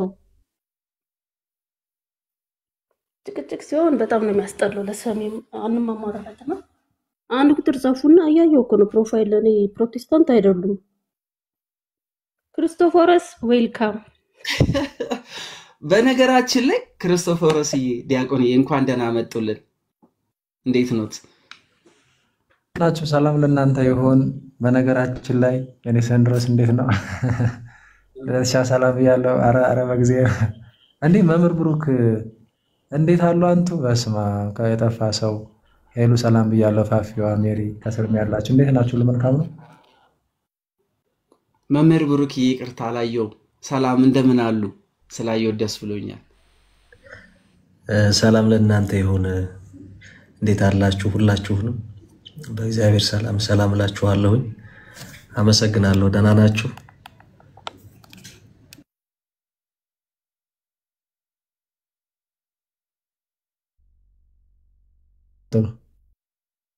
ገባ የለም ማለት ነው። ፕሮቴስታንቶች ምን ሆናችሁ ነው? አንድ ቁጥር ጻፉ። ሄሉ ምን ታዘብሽ ግን እስካሁን ባለው ውይይት? በጣም ይተናነቃቸዋል። እምነት ብቻ የምትለውን ብቻ አክሰፕት እንዲደረግ የሚያደርጉት ነገር በጣም እንጃ። ጥምቀትን ለምን እንደሚፈሩት አላውቅም። አክቹአሊ አሁን የገባው ቅድምም የገባው ቢሆነው መጠመቂያ ቦታም ስለሌላቸው ህዝቡን ታውቃለህ፣ እምነት ብቻ ካመናችሁ ትድናላችሁ ምናምን የሚለውን ነገር አስተምሮት እንደዛ አይነት አስተምሮት። ሄሉዬ ምን አለ መሰለሽ እንደዚህ ሊዞር ነው የሚፈልገው አንድ ሰው የጌታን ቃል እንግዲህ እስካሁን ድረስ እያየሽው እንዳለው ለሚመቻቸው ነገር እንዲመች ለማጣመም ነው የሚሞክሩት። እዛችሁ ነጥብ ላይ አስቆመሽው ማለት ነው። ቃሉን እንዲለው ብታደርጊው ልክ አሁን እንዳየሽው ምራቁን መዋጥ ይቀለዋል። የጌታን ቃል ከሚውጥ አውጥቶ ከሚናገረው ምላሱ ቢንተባተብ ይሻላል። ምክንያቱስ ለቃሉ አይታመን። አሁን እያየን ያለ ነው ይሄን። ምክንያቱስ ቃል በቃል እየተቀመጠ ጌታ ክርስቶስ ያዘዘው ቃል በግልጽ እየተቀመጠ እያየነው ይሄንን አልቀበልም ብሎ ለመዞር ከሞከረ በጌታ ቃል ያምጻል። ስለዚህ የመጀመሪያው ጥያቄያችን የክርስቶስን ቃል አጣሞ የሚሄድ ካለ ምን ይሆናል የሚል ጥያቄ ነው የምንጠይቀው። ምክንያቱም ጨመራችሁ ቀነሳችሁ የሚሉን እሺ፣ ሳንጨምርም ሳንቀንስም ዳይሬክት አንብቡት ብንላችሁ አያነቡትም። እያየሽ ነው። ምክንያቱም ማብራሪያ ልስጥ ይላል። ክርስቶስ አላብራራውን ቃል በቃል የተናገረው ክርስቶስ ያላብራራው ለምን ያብራራዋል? መጀመሪያ ክርስቶስ ራሱ የተናገረውን ማመን ይጠበቅበታል። ከዛ ወዲያ ያብራራዋል። ለማብራራትም ማመን ስለሚያስፈልግ ካመነ በኋላ ያብራራዋል። ችግር የለውም። ምክንያቱም አንድ ሰው ካላመነ ቢጠመቅ ምኑን አምኖ ነው የሚጠመቀው? ችግር የለውም እሱ ላይ። ስለዚህ ክፍሉ ላይ ነጥብ ላይ እንይዘውና እመን መጀመሪያ ክፍሉ ሲያምነው አብራራው ካላመነውስ አያብራራው ምክንያቱስ መጀመሪያውንም ቃሉን እየሰማው ምን አላለም ማለት ነው ውስጡ ሌላ ታሪክ እየገነባ ነው ያለው እንደዛ ደግሞ አያስኬደንም አይተሻል ትናንትና ስንወያይ የክርስቶስ እንጀራ ነበር ሲል የነበረው ስጋው መሆኑን አምኖ ወጣ ጥምቀት ምንም ትርጉም የለውም ሲል ጥምቀት የሚያድን መሆኑ ያለ ጥምቀት መዳን እንደማይችል አምኖ ወጣ ከዛ ወዲያ ምን ማለት ጀመረ አይ ያላመነ ከተጠመቀ ነው እንጂ አምነ የተጠመቀ ያመነ ሰውማ ካልተጠመቀ መዳኑ ሙሉ መሆን አይችልም ማለት ጀመረ ስለዚህ ምንድነው ምናረጋው ዳይሬክት በሚመጣው ጥያቄ እንደዛው ክፍል ላይ ይዘናቸው እንሄዳለን መምህራኖች ይስላሉ እነሱ ከፍ ይበሉ እኔ ደግሞ እንግዳ ላስተናግድ እግዚአብሔር አምላክ ያክብርልን መንፈስ ቅዱስ ይርዳ መምህራኖቻችንን ከፍ አድርጋቸው ይሉዬ እኛ ደግሞ እናስተናግዳለን አብረን አለው ለማስተናገድ ሶ የሚገባ ካለ አስገባው ነው አንድ ቁጥር ጻፉ እስቲ ጻይቆ ክርስቶስ ያቃታል ትንሽ ከተለወጠች ብዬ ነው ያስገባሁት እንጂ እናቃታለን ኦኬ ይቅርታ ነው ማለት ችግር የለም ድምጽ ይሰማ ይሆን በትክክል ይሰማል ድምጽ መልካም አንድ ሁለት ወገኖቻችን ጋር ሰንድሮስ ያደረገ የነበረውን ምልልስ እኔም እየሰማው ነበርና ምናልባት የምልልሱ ሂደት አሰልች እንዳይሆን ለአድማጭ ምን ቢሆን ጥሩ ነበር መጀመሪያ እየተጠየቀ ያለው ጥያቄ ምን እንደሆነ ከመረዳት መጀመሩ የተሻለ ነው ለምሳሌ ምን አይነት ትምህርት ሰምቶ ያመነ ሰው ነው የሚድነው የሚል ጥያቄ የለንም በእርግጠኛ በተቀለም ያመነ ሰው ይድናል ብቻ አይደለም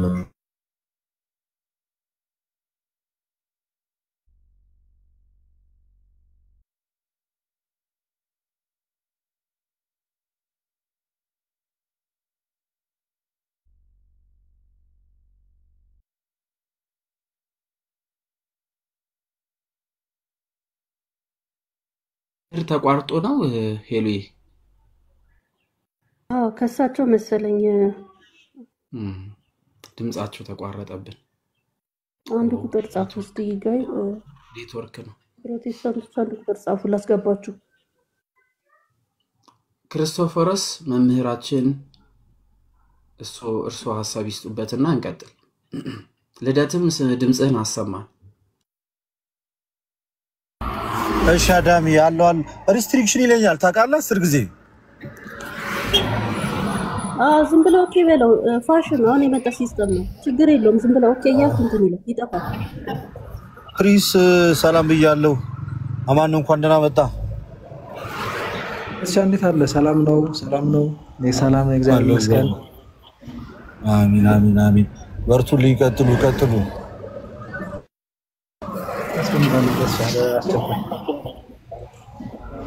እሺ መጽሐፌን እኮ እስካሁን አልሰጠኸኝም ለዛ ነው እሺ አዘጋጅተሃል ላስወራው ትንሽ እሺ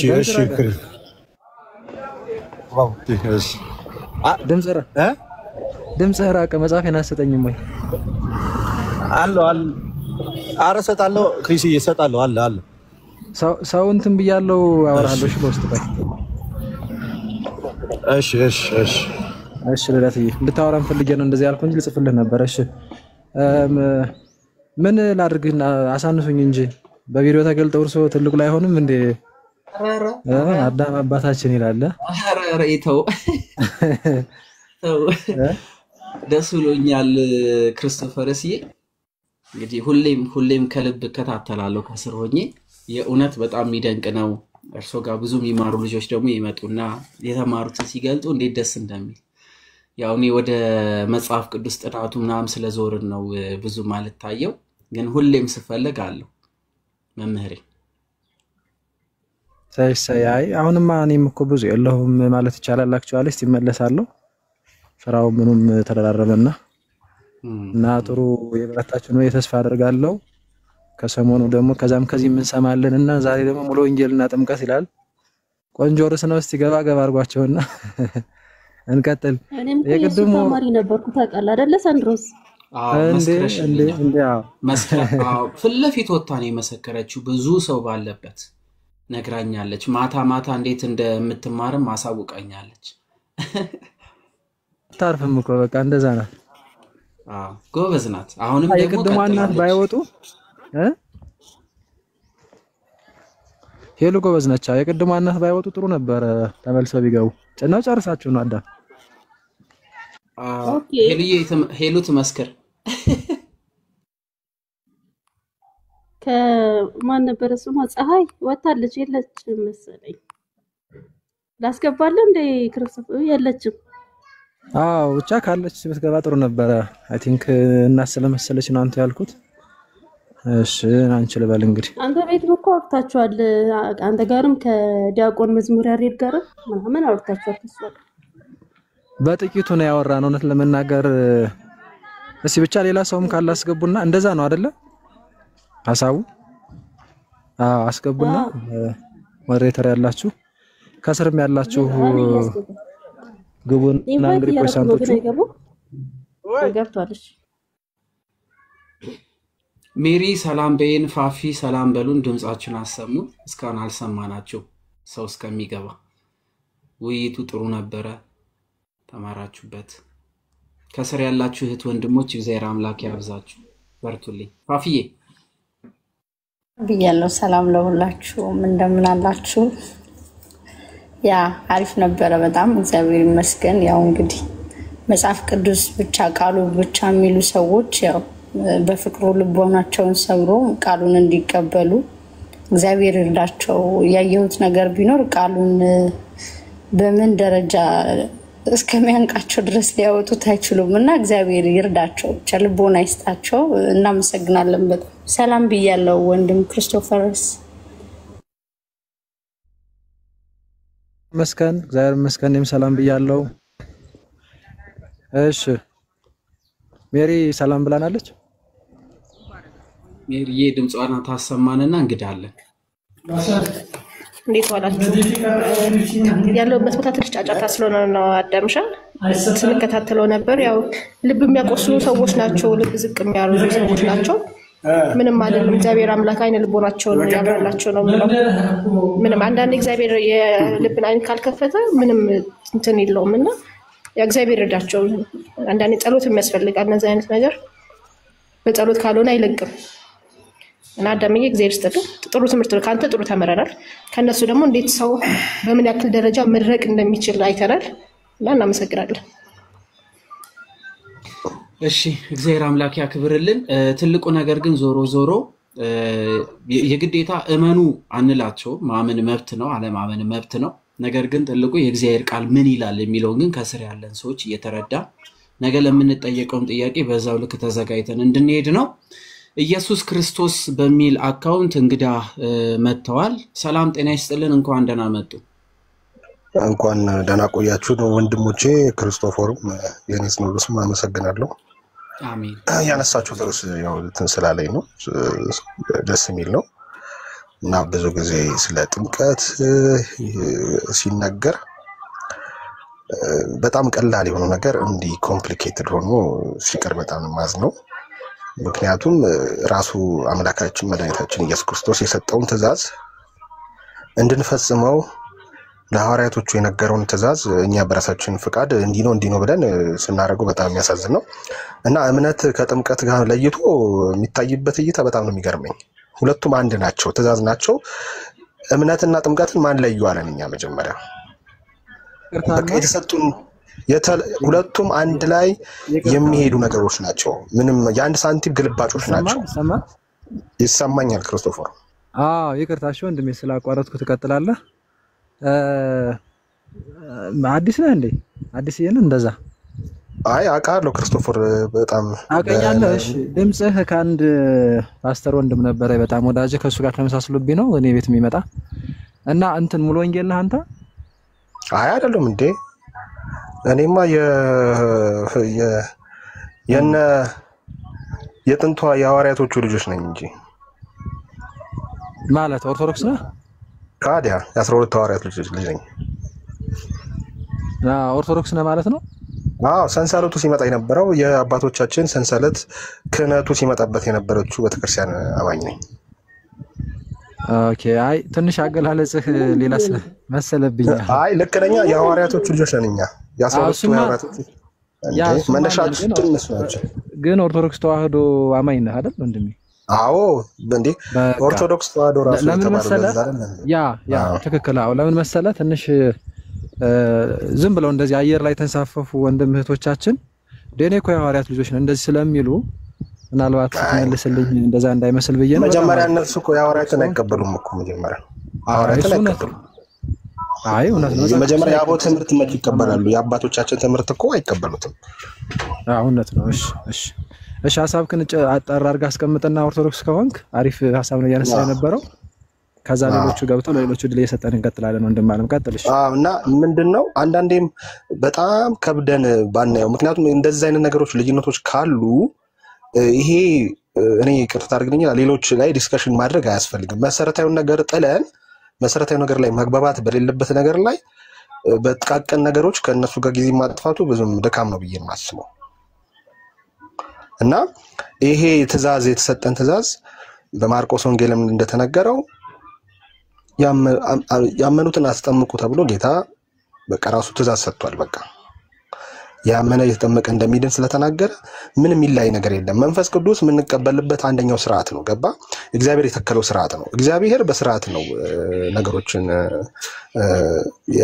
ከመጀመሪያው ከአዲስ ኪዳን በብሉይ ኪዳንም ዘመን በስርዓት ነው ሁሉ ነገር ሲፈጸም የነበረውና ይሄ ምንም ክርክር ውስጥ የሚገባ የማይገባ ነገር ነው።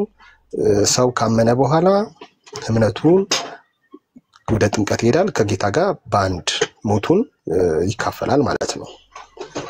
እና ተጠምቀን ስንወጣ ያው ሞቱን ተካፍለን ከሱ ጋር በትንሳኤ እንደምንነሳ የሚያሳይ ነውና መንፈስ ቅዱስን የምንቀበልበት ነው ብዬ ነው ማስበው። ይሄ ቀላል ነገር ነው። ብዙም እናንተ እንደው መሰረታዊውን ትምህርት እንደውም እኔ አሁን ብዬ ማስበው ወንጌል ብናስተምር የተሻለ ነው ብዬ ማስበው። ምክንያቱም እንደዚህ አይነት ስህተቶች የሚመጡት ወንጌልን ካለ ማንበብ ነገሮችን ወንጌልን በራስ በመተርጎም ነውና የአባቶቻችን ትርጓሜን ባለማንበብ የሚመጣ ነገር ነውና እንደው ክፍል ይዛችሁ ከማቴዎስ ጀምሮ ወንጌል እስከ መጨረሻው እስከ ዮሐንስ ራእይ ድረስ ያሉትን መጻፍቶች ትምትሉ ጥሩ ነው። የኔ ስድሮስ ባለፈው ስለ ሃይማኖት አበው ስታስተምር አይቻለውና በጣም ደስ የሚል ነው። ማታ ምሽቱ 1 ሰዓት ጀምሮ የወንጌል ጥናት አለን። ከባለፈው አመት ጀምሮ ዛሬ በአሁን ሁለተኛው ተጀምሮ የማቴዎስ ወንጌልን ኦልሞስት ልንጨርስ ነው። አሁን የሚቀጥለውን ክፍል ደግሞ አብሮ መማር የሚፈልግ ካለ ከምሽቱ 1 ሰዓት ጀምሮ እስከ 2 ሰዓት ተኩል ድረስ አለ። የሆነ ከ10 ሰዓት ወይም ከ11 ሰዓት በኋላ ደግሞ ሃይማኖት አበው የአባቶችን አቋም የአባቶችን የትምህርት ስርዓት እንማማራለን። ብዙ መምህራኖች ይመጣሉ፣ በዚሁም ጋብዛቸዋለን። እንደዚህ ውይይቶች ግን የሚደረጉት ለምንድነው ስንል ዕቅበተ እምነት ላይ የሚነሱ ጥያቄዎች አሉ። ሰው ቁጭ ብሎ ማይማር የሚያዳምጣቸው የተለያዩ አይነት ሐሰተኛ የሆኑ ጥያቄዎች ይመጣሉና ዝምታ በራሱ ዋጋ ስለሚያስከፍል እነ ልደተ ቃል እነ ክርስቶፎረስ ሌሎች ወንድሞች ዕቅበተ እምነት ላይ በደንብ አድርገው የሚሰሩ ደግሞ ተጠናክረው እነሱ ይሰሩልናል። በዛኛው አንግል ደግሞ በእስልምናው ላይ የሚሰሩ ወንድሞች አሉ። በነገራችን ላይ እንዲህ አንድ ላይ ስለማታዩን የምንገናኝ እንዳይመስላችሁ ከስር ያላችሁ በጣም በተደራጀ መልኩ አንዱ ከአንዱ ጋር እየተደዋወለ አንዱ ከአንዱ ጋር እያወራ ነው ሁሉም እየሄደበት ያለው። ስለዚህ በእስልምናው ዙሪያ ላይ የሚሰሩ ደግሞ እነሱ በተሰጣቸው ጸጋ እግዚአብሔር በሰጣቸው ጸጋ ደግሞ በዛ በኩል እየመለሱ ነው። ሁሉም ባለው ጸጋ እየሄደ ነው። ስለዚህ ወንድሞቼ ሁሉም አብዛኞቹ ዕቅበተ እምነት ላይ ስለሚሰሩ እኛ ደግሞ ምን እናደርጋለን ማለት ነው? ወደ ታች እንወርድና ልክ አሁን እነ ክርስቶፈር አስተምረው ሲመጡ እኛ የሃይማኖት መሰረትን እንዴት እናስተምር? የሆነ ክፍተት ተፈጠረ። የሆነ ሰሞን ላይ ክርስቶፈሮስ የዛሬ 3 ዓመት አካባቢ በደንብ ያውቃሉና በጣም ክርክር እየተከራከርን እንሄድና ሰዎች አምኖ ሲመጡ የሚያስተምርልን ሰው የለም መሰረታዊ ትምህርት። ስለዚህ ምን እናደርጋለን? አሁን ከእስልምናውም ከተለያየ የሚመጡትን ሰዎች ለመቀበል የሆነ ሰው ወደ ኋላ ተመልሶ ማስተማር አለበት። እኔ ወደ ኋላ ተመለስኩኝ። መምህር አማኑኤል አሉ እዚህ ሚዲያው ላይ ክርስቶፈርስ ራሳቸው ትምህርት ተከታታይ ይሰጣሉ፣ ሲሰጡ አይቻቸዋለሁ። ስለዚህ እኛ ሶስታችን ወደዚህ ስንመለስ ወንድሞቻችን መማር ጀምሮ የሚያስተምሩትን ወንጌል የት እንማራለን የሚባል ጥያቄ ሲመጣ እዚህ ቤት ብሎ ይልካሉ ማለት ነው። ስለዚህ እዚህ ይጠመዳል ሰው፣ እዚህ ይማራል፣ ልቡ ይሰበራል፣ ወደ ወንጌል ትምህርት ይመጣል። እነ ሄሉ ምናምን በእንደዚህ አይነት መንገድ የተመለሱ ናቸው ለማለት ነው። ይሄንንም በደንብ ልናከብረው ይገባል። ይሄን ክፍል እንደውም በጣም ክብር ልንሰጠው ይገባል ለማለት ነው። እሺ ለዛ ነው። እሺ እነ ሊቀ ሊቃውንት ዮሴፍን በደንብ ነው የሚያስተምሩትና ዩቲዩብ ላይም ሳይ ብዙ እንደዚህ ወንጌል ላይ ብዙ ትኩረት አንሰጥምና የተዋሕዶ ልጆችም ሞር ክርክር ብቻ ሳይሆን ማየት ሞር ደግሞ ቃሉንም ከሚያስተምሩ ወንድሞቻችን አባቶቻችን ሊቃውንት ጎን እንድንቆም እንድናበረታታቸው እንድንሰማ ነው ምጋብዘው። እግዚአብሔር አገልግሎታችሁን ይባርክ። መብርሃን ከእናንተ ጋር ትሁን። እግዚአብሔር አምላክ ይስጥልን፣ እግዚአብሔር ያክብርልን። እሺ ሄሉ እንግዳ የለንም። ልደት ሞዴሬተር ስላልሰጠኝ ማየት አልችልም እኔ። ወረደ እያየው ነበር፣ ገስት የላኩትን እያየው ነበረ። ፕሮቴስታንቶች አይደሉም። አንድ ቁጭ ጻፉ እና እናስገባችሁ። እንደተለመደው ነው ሄዱ። ታውቂያለሽ ሲሪየስ የሆነ ጥያቄ ሲመጣ ኦልሞስት እንደማይገቡ የታወቀ ነውና እንግዲህ በትዕግስት እንጠብቃለን። ልደትዬ ካለክ ሰላም በለን። ክርስቶፎረስም አንዳንድ የታዘቡትን ነገር ቢነግሩም በዛው ለኛም ምክር ቢሰጡ። አለ ጎሽ አለ ሞዴሬተሮች አስገቡ። ሰው ስለሞላብኝ ነው ይቅርታ። ችግር የለም። እነ ፋፊ እኮ አሉ፣ ሄሉ ፋፊ አሉ።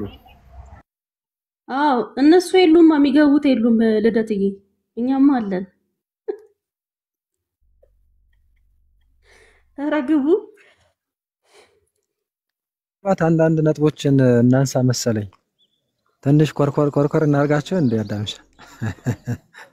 አይ በደስታ ደስ እያለ ምንድነው እንግዲህ ከፕሮቴስታንት ሴክትስ ዲኖሚኔሽንስ መካከል ሙሉ ወንጌል አንዷ ናትና የተቋቋመችው በነገራችን ላይ በእኔና በእናንተ አያቶች እድሜ ነው ማለት ይቻላል 1967 ዓመተ ምህረት ነው። የአዲስ አበባ ዩኒቨርሲቲ ጥቂት ተማሪዎች ሰብሰብ ከአዲስ አበባ ማለት ነው የወጡ ተማሪዎች እንደዛ ሰብሰብ ብለው ጀመሯት። ከዛ እንደው ትምህርት አዋጡ ማለት ነው እንግዲህ ከዛም ከዚህም አሉና ሰብሰብ አሉ። ጥቂት ነው ጀመሩ። ከዛ ትምህርትም እንዳልኳችሁ ከኪስ ነው የሆነው ማለትም ከሐዋርያት አሁን ቀደም ወንድማችንም የሐዋርያት ልጆች ሆነን እያለ ሲመልስ ነበርና የክርስቶስ የሆነች ቤተክርስቲያን ሐዋርያዊ የሆነ ትምህርት ያልተቋረጠ ሐዋርያዊ የሆነ ክህነት ሐዋርያዊት የሆነች ጉባኤ ቤተክርስቲያን ኤክሌሲያ እሷ ነች እንጂ ዝም ብለ ብድግ ብለ ከተመሰረተው መሰረት ውጪ ብድግ ብሎ ሰብሰብ ብሎ በቃ እኔ ክርስቲያን ነኝ እኔ ክርስቶስ ነኝ እኔ ድኛለሁ እኔ ጸድቄያለሁ የሚቻል አይደለም፣ ይሆንም አይደለም፣ አያስኬድምና ትምህርቱ በዛው ልክ ከመምህር ወደ መምህር ወይም ከመምህራን ወደ መምህራን እያለ ልክ ከሐዋርያት ወደ ሐዋርያን አበው ከዛ ወደ ሊቃውንት እያለ ቀጥ ብሎ እንደመጣው እንደዛ ነው መምጣት ያለበት። ነገር ግን ሙሉ ወንጌል ስትጀምር እንደዛ አይደለም። እንዳልኳቸው 1967 ብድግ ያሉ የሆኑ ሰዎች የራሳቸውን ሐሳብ ግምት ይዘው ጀመሯት ማለት ነው። እንግዲህ 1967 ማለት ቀንሱና ስንት እንደሆነ 70 ዓመትም የሞላው አይመስለኝም። እና የመዳን ትምህርታቸውን ታዲያ ምንድነው ያደረጉት? ጥምቀት አያድንም በእምነት ብቻ ነው ሰው የሚድነው የሚል ነው። አሁን ከጥምቀት አንፃር ሰው የሚድነው በእምነት ብቻና ብቻ ነው። ጥምቀት በለው ቅዱስ ቁርባን በለው ስራ በለው ሌላም ትእዛዛት መጠበቅ በለው ከመዳን ጋር የሚያዝ ነገር የለውም። በቃ በእምነት ብቻና ብቻ ነው እመን ብቻ ትድናለህ የሚል አቋም ነው ያላቸው። መጽሐፍ ቅዱስ ደግሞ ለምሳሌ ጥምቀትን በተመለከተ ያው ይሄ ስህተት ነው። መጽሐፍ ቅዱስ ምንድነው የሚለው? ያመነ አይጠመቅ ይላል። ቅድም ሲጠቀስ ነበር፣ በደንብ ስታዩት ነበር ብዬ አስባለሁ። ያላመነ ግን ይፈረድበታል ይላል። ጥሩ አሁን ገብተው ይህንን ጥቅስ የሚጠቅሱት በእምነት ብቻ ይደናል ማለት ነው። በጣም ያሳዝነው ያነቡትና ግን የሚጠቅሱት ሰው በእምነት ብቻ ይድናል ለማለት ነው። ግን ምን ብለን ያነበብነው ጎበዝ?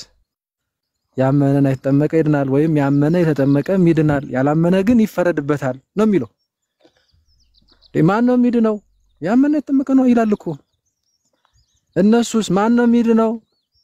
ምን ብለው ይመልሳሉ? ብዙ ጊዜ ታዝባችሁ ታውቃላችሁ። ያመነ ከዛ መከራ ኧረ ጨርሽ ብለን መከራ ነው ማለት ነው። ከዛ ያመነ የተጠመቀም ላይ ሲደርሱ ይደነግጣሉ ማለት ነው። እና የክርስቶስ ቃል በነገራችን ላይ ክርስቶስን የምትወዱት ከሆነ ሊያስደነግጣችሁ አይገባም። በቃ ያመነ የተጠመቀም ይድናል ካለ ይድናል የተባለው ሰው ወንጌል ሰምቶ አምኖ ሲጠመቅ ነው እያለ ነው። ያመነ ሰው የሚጠመቀው ለመዳን ነው እያለ ነው ክፍሉ። አላምንም ቢልስ ወንጌል ሰማ አላምንም ቢልስ በቃ አይድንም። ለምን አይድንም? ያላመነ ሰው እንዴት ሊድን ይችላል? ያላመነ ሰው አይድንም ብሎ መናገር ጥምቀት አያስፈልግም ብሎ መናገር አይደለም። በቃ ያላመነ ሰው የማይድነው ወደሚዳንበት ጥምቀትም ስለማይመጣ ነው። ቀጣይ ስቴፕ ነው ጥምቀት። ወንጌል ሰምቶ ግን እንዲድን አምኖ መጠመቅ አለበት ነው የሚለው። ምን ይላሉ እነሱ? ሙሉ ወንጌል አሁን ምን ትላለች? አይ በእምነት ብቻ ነው የሚዳነው፣ ጥምቀት ለመዳን አይደለም። ጊዜያዊ ደግሞ የሆነች እቺ ምንድነው እቺ ዘመናዊ የሆነች ደግሞ ማለት ይህን ዘመን የዋጀች የምትመስል አመላለስ አለቻቸው። ጥምቀት እኮ አያስፈልግም አንልም ይላሉ። የሚዳነው በእምነት ብቻ ነው ይሉንና ጥምቀት ግን አያስፈልግም አንልም። አሃ ምን ይያሉ እነዚህ ሰዎች? እንዴ ጥምቀት እውነትም ያስፈልጋል ለመዳን ይያሉ ነው እንዴ ምናምን ብላችሁ ትንሽ ተስፋ ስታረጉ እሺ ለመዳን ያስፈልጋል እንዴ ጥምቀት ስትሏቸው አይ ለመዳን አያስፈልግም እንዴ እና ገራዊ ነው በእውነቱ። እና ይሄን ያህል በዚህ ልክ በነገራችን ላይ ራስ ላይ መጫወት ተገቢ አይደለም። ጥምቀት ለመዳን ነው የሚያስፈልገው፣ እምነት ለመዳን ነው የሚያስፈልገው። በቃ አሁን እዚህ ጋር ዮኒ ሰንድሮስ እንዳስቀመጠው ያመነ ይጠመቀ ይድናል ነው የሚለው። በቃ አለቀ። ስለዚህ የሚድነው ሰው አምኖ ሲጠመቅ ነው ከተባለ የማይድነው ከተባለ ምንም ግልጽ እኮ ነው። ካላመነና ካልተጠመቀ አይድንም ማለት ነው። በነገራችን ላይ ግን እዛው ቀጥሎ ምን አለ? ከተሰበከው ወንጌል አንፃር ስለሆነ ክርስቶስ ግን ብሎ እየተናገረ ያለው ወይም ደግሞ ቅዱስ ማርቆስም የጻፈልን አላምንም ካለ ግን ወደ ቀጣዩ ስቴፕ ወደ ጥምቀትም ስለማይመጣ አይድንም ወይም ይፈረድበታል ብሎ አስቀመጠ ማለት ነው። እሱ ብቻ ሳይሆን በቅዱሳት መጻሕፍት እንግዲህ የምናገኘው ጥምቀት መዳን የምንለው አንዱ እንግዲህ ኃጢአት ስርየት ነው፣ መንጻት። መዳን የምንለው ክርስቶስን መልበስ ነው፣ የሱ አካል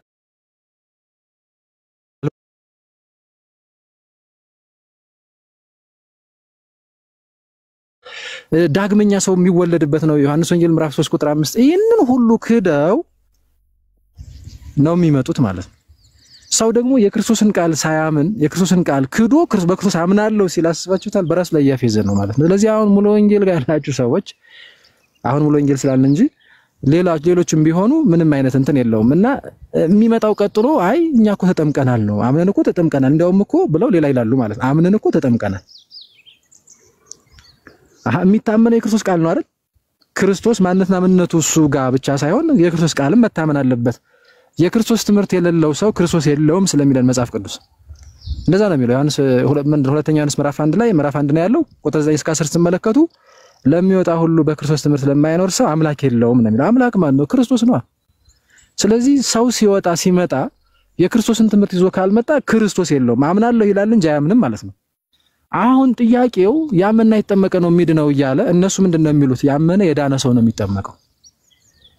ሌላ ወንጌል ሆነ አልሆነም ያመነ የዳነ ሰው ነው የሚጠመቀው ነው የሚሉ ሰው አምኖ ድኖ ነው የሚጠመቀው ነው የሚሉት። ከስር ምሰሙ ስላላችሁ ነው የምናገር በደንብ እንድታዩት ማለት ነው። ሰው አምኖ ድኖ ነው የሚጠመቀው ብላችሁ ነው የምታምኑ። ሙሉ ወንጌል እዛ ነው የምትለው። ጌታ ምንድነው ያለው? ሰው አምኖ ተጠምቆ ነው የሚድነው። ስለዚህ የሙሉ ወንጌል ምን ሆነ? ከፊል ወንጌል ለመሆንም እኔ ግራ ተጋባኩ። አሁን እኮ ማለት ክህደት ሆነ ማለት ነው። ሰው አምኖ ድኖ ነው የሚጠመቀው ካልክ ጥምቀትን ከመዳን ውጭ ጥምቀት ለመዳን አይደለም እያልክ ነው። እና የሆነ ቀየሩት። ሌላ ወንጌል ደግሞ የተረገመ የተወገዘ ነው። ገላትያ ምዕራፍ 1 ላይ ቅዱስ ጳውሎስ ሲናገረው የለ ቁጥር 7 ወይ 6 አካባቢ ጀምራችሁ ስትመለከቱ። ስለዚህ ጥምቀት ምንድንበት ነው። ሙሉ ወንጌል ጋር ግን እንደዛ አይደለም። ጸጋን ያሰጣል ብላ አታምንም። የልጅነት ጸጋ የኃጢአት ስርየት የምናገኝበት ነው ብላ አታምንም። መጽሐፍ ቅዱስ ግን እንደዛ ነው የሚለው። ኃጢአታችሁ ይሰረይ ዘንድ ተጠመቁ። ሙሉ ወንጌል ሳይ ኃጢአታችን ስለተሰረየ ነው የምንጠመቀው። ግልባጭ ይሄ ዝም ብለህ ተቃርኖ ማለት ነው። ይሄ ተቃዋሚነት ነው። በአጠቃላይ በነገራችን ላይ ፕሮቴስታንት የሚለው ስም ይስማማቸዋል። ክርስትናን ወይም ክርስቶስን ስለሆነ የሚቃወሙት ማለት ነው። አሁን ክርስቶስ እንደዚህ ተናግሮ በዚህ ልክ መቃወም ምን የሚሉት ነገር ነው? እኮ የጤና እኮ አይደለም በነገራችን ላይ። ስለዚህ አሁን ስትገቡ እህት ወንድሞቻችን ይሄ በስሜት ዝም ብሎ ኦርቶዶክስ እንደዚህ ሳይሆን እኛ ጭራሽ ማናምነውን ሁሉ እንደዛ ሳይሆን ቃሉ በትክክል ተገልጦ በስርዓት ነው የምናወራቸው። እንደዛ አስተዋወሩ እንደቆያችሁም ተስፋ አደርጋለሁ እኔ ሳልመጣ ስላላየው ማለት ነው እንጂ ተማመናለሁ በወንድሞቼ በመምራን። ስለዚህ ስትገቡ ስርዓት ይዞ ይሄ ቃሉን ለመዳን በሚሆን መንገድ መማማር ላይ ትኩረት አድርጋችሁ ብትገቡና ብንነጋገር መልካም ነው። አሁንም አንድ ቁጥር ብጽፉልን ማለት ነው። እውነት ጥምቀት ለመዳን አይደለም ወይ? ሙሉ ወንጌል እንደምትለው ጥምቀት ለኃጢአት ስርየት አይደለም ወይ? ሙሉ ወንጌል እንደምትለው ጥምቀት ክርስቶስን ለመልበስ አይደለም ወይ? ጥምቀት ዳግም የምንወለድበት አይደለም ወይ? ሙሉ ወንጌል እንደምትለው እንደዛ ነው ወይ? አይ እንደዛ አይደለም። ለኃጢአት ስርየት ነው፣ ለመዳን ነው፣ ዳግም ለመወለድ ነው፣ ከክርስቶስ ጋር አንድ ለመሆን ነው፣ እሱን ለመልበስ ነው። ክርስቶስን ያለበሰ ከሱ ጋር አንድ ያልሆነ የሱ ያልሆነ ሰው እንዴ በአብ ወልድ መንፈስ ቅዱስ የሚያጠመቃችሁ ደቀ መዛሙርት አድርጓችሁ የኔ አድርጓችሁ እኮ ነው እያለ አረ የሱ ከሆነ በኋላ ነው እንጂ የምንጠመቀው ካልክ ተቃርኖ ነው። ተቃርኖ ደግሞ ካጋንንት ነው። ክርስቶስን መቃወም ነው የሚሆነው እና እንዳልኳችሁ ስማችሁ ነው የሚሆነው። ፕሮቴስታንት ተቃዋሚ ማለት ነው አይደል? ስለዚህ ወንጌልን የሚቃወም ክርስቶስን የሚቃወም እንዴት እንደዚህ ይሆናል? በነገራችን ላይ እንዴት ክርስትናን መቃወም ራሱ ክርስቶስን መቃወም እንዴት? እና ቅድም አንድ ያነሳሁት ፖይንት ነበረች እሷ እንዳላስረዝም እሷን ብዬ መምህር ብሬም ስለመጣ እሱ ይቀጥላልና እኛ እኮ አምነን ተጠምቀናል ነው በቃ አምነን ተጠምቀናል ኦሬዲ በቃ እንግዲህ ድነናል። ምን ነው የምትሉን አሁን እናንተ ነው እንግዲህ? አረ ምንድነው ያመናችሁት ነው? ራሱ ጥምቀቱን እኮ ክዳችሁታል። ያመነ ይጠመቀ ይድናል። አረ ያመነ ዳና ነው የሚጠመቅ ብለኸኝ ይሄ ነው ማመን እንዴ? ይሄ እኮ መካድ እኮ ነው። ጥምቀት ለኃጢአት ስርየት የሚለው አይ ጥምቀት ለኃጢአት ስርየት አይደለም ክደት እኮ ነው። ይሄ እምነት እኮ አይደለም። ይሄ ጥምቀት ለዳግም ልደት ለዳግም ለልጅነት የጸጋ ልጅነት ለማግኘት አይ አይደለም ብለኸኝ ይሄ እኮ ክደት እኮ ማመን እኮ አይደለም። ስለዚህ የሚያድነው ምንድነው አለ? አምኖ መጠመቅ። ክዶ መጠመቅ ያድናል አለ እንዴ? ስለዚህ አሁን ሙሉ ወንጌል ጋር ያላችሁ ሰዎች ክዳችሁ ነው የተጠመቃችሁት። ደግሞ ጥምቀቱን ባይዚ ጥምቀት እንዲያው እንበልላችሁ ብለን ነው እንጂ ኮቴሽን ውስጥ ጥምቀት አይደለም። አንደኛ ክዳችሁ ነው፣ ሁለተኛ ስልጣነ ክህነት የላችሁ። የእናንተ አጥማቂያን ሄዶ የሚቆሙት ማንጋ ነው? ምንጫቸው ከየት ነው? ክርስቶስ ጋር ይደርሳል? ሐዋርያት ጋር ይደርሳል? አይደርስም። ማንጋ ነው የሚቆመው? 1967 ስለዚህ ዝም ብሎ ምንም ወይ ነጋዴ ወይ ገበሬ ወይ ምንም በለው ዝም ብለህ ስልጣነ ክህነት የሌለው ሰው ዝም ብሎ በኋላ ወሰደህና እየተንፈራፈርክ አብረህ ምናምን ተጠመቅኩ ይሄ ጥምቀት ነው እንዴ? ሂዱ አጥምቁ ተብለው እኮ የተላኩ እኮ አጥማቂያን እኮ አሉ። ከነሱ ስልጣነ ክህነት እኮ ማግኘት አለባቸው። ልክ ቅዱሳን ሐዋርያት የሐዋርያት ሥራ ምዕራፍ 1 ላይ ቅዱስ ማትያስንና ቅዱስ ዮሴፍን አቁመው ማትያስ እንደተሾመው የሐዋርያት ሥራ ምዕራፍ 13 ላይ በርናባስና ጳውሎስ ቅዱስ በርናባስና ቅዱስ ጳውሎስ እንደተሾሙት በሐዋርያት ማለት ነው። እጅ ጫኑባቸውና አሰናበቷቸው ላኳቸው አይልም? እንደዚሁም ደግሞ ሰባቱን ዲያቆናት የሐዋርያት ሥራ ምዕራፍ 7 ላይ እንደሾሟቸው እንደዛ ያን ሰንሰለት ተከትሎ ነው የሚመጣው። አሁን በትክክል አምኖ ሰው በትክክል በዚህ መንገድ ስልጣን ያለው አካል ቢያጠምቀው አዎ ይሄ ሰው የእግዚአብሔር ልጅ ሆኛለሁ ድኛለሁ ከኃጢአት ታጥቤያለሁ ብሎ ቢናገር መልካም። አላመኑም፣ ካዱት። ራሱ ጥምቀቱን ክደው ሌላውም ትምህርት ክደው እንደገና ደግሞ ስልጣነ ክህነት የሌለው ሰው ዝም ብሎ ውሃ ይደፋባቸው ጥምቀት አይሆንም፣ ውሃ ብቻ ነው የሚሆነው። እናንተ እንዴት ነው እንደዚህ አምኜ ድኛለሁ አምኜ ተጠምቄ ድኛለሁ ማለት ምን ማለት ነው? ይሄ እኮ ፌክ እኮ ነው በነገራችን ላይ። እና ይሄንንም ነገር እንድታዩት ስለፈለኩ ነው። ያው ከስርም ሆነ አንዳንድ ሰዎች ጣል ስላረጉ ኮሜንት ለዛ ነው። አዳምሻ እግዚአብሔር ይስጥልኝ። መምርሬ ሰላም ብያለሁ። እለት ያሰማልን እግዚአብሔር አምላክ ያክብርልን። መምህር ብሬ ይቀጥሉ። እኔን ዝቅ አርጊኝ ሄሉዬ ከፍ አርጊያቸው ብሬ። ሰላም ብያለሁ። ዲያቆን ክርስቶፎሮስ የኔ ሰንድሮስ አዳምሻ ሄሉ ፋፊ ሜሪ አቦሌሶ ለተቃል ሁላችሁንም ሰላም ብያለሁ። ክቡራን እንዴት አላችሁ? እንዴት ቆያችሁ ብያለሁ። ቃለ ሕይወት ያሰማልን ብያለሁ።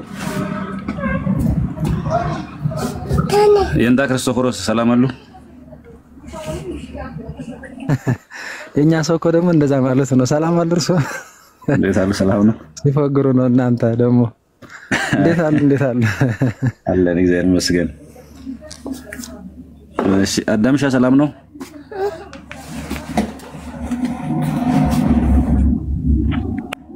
ጅራ ገለተ ጎፍታ ኢየሱስ ነጋዳ በአጅራ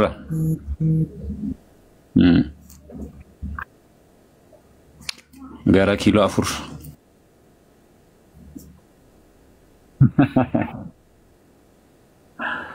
እሺን በርባኔካ አንተ ግን አሁን ለማንኛውም ትምህርት ላይ ቀልድ እንዳላስገባ እንጂ አንተ በጣም ታዝቤ ተቀይሜ ነው ያለሁትኝ። እሺ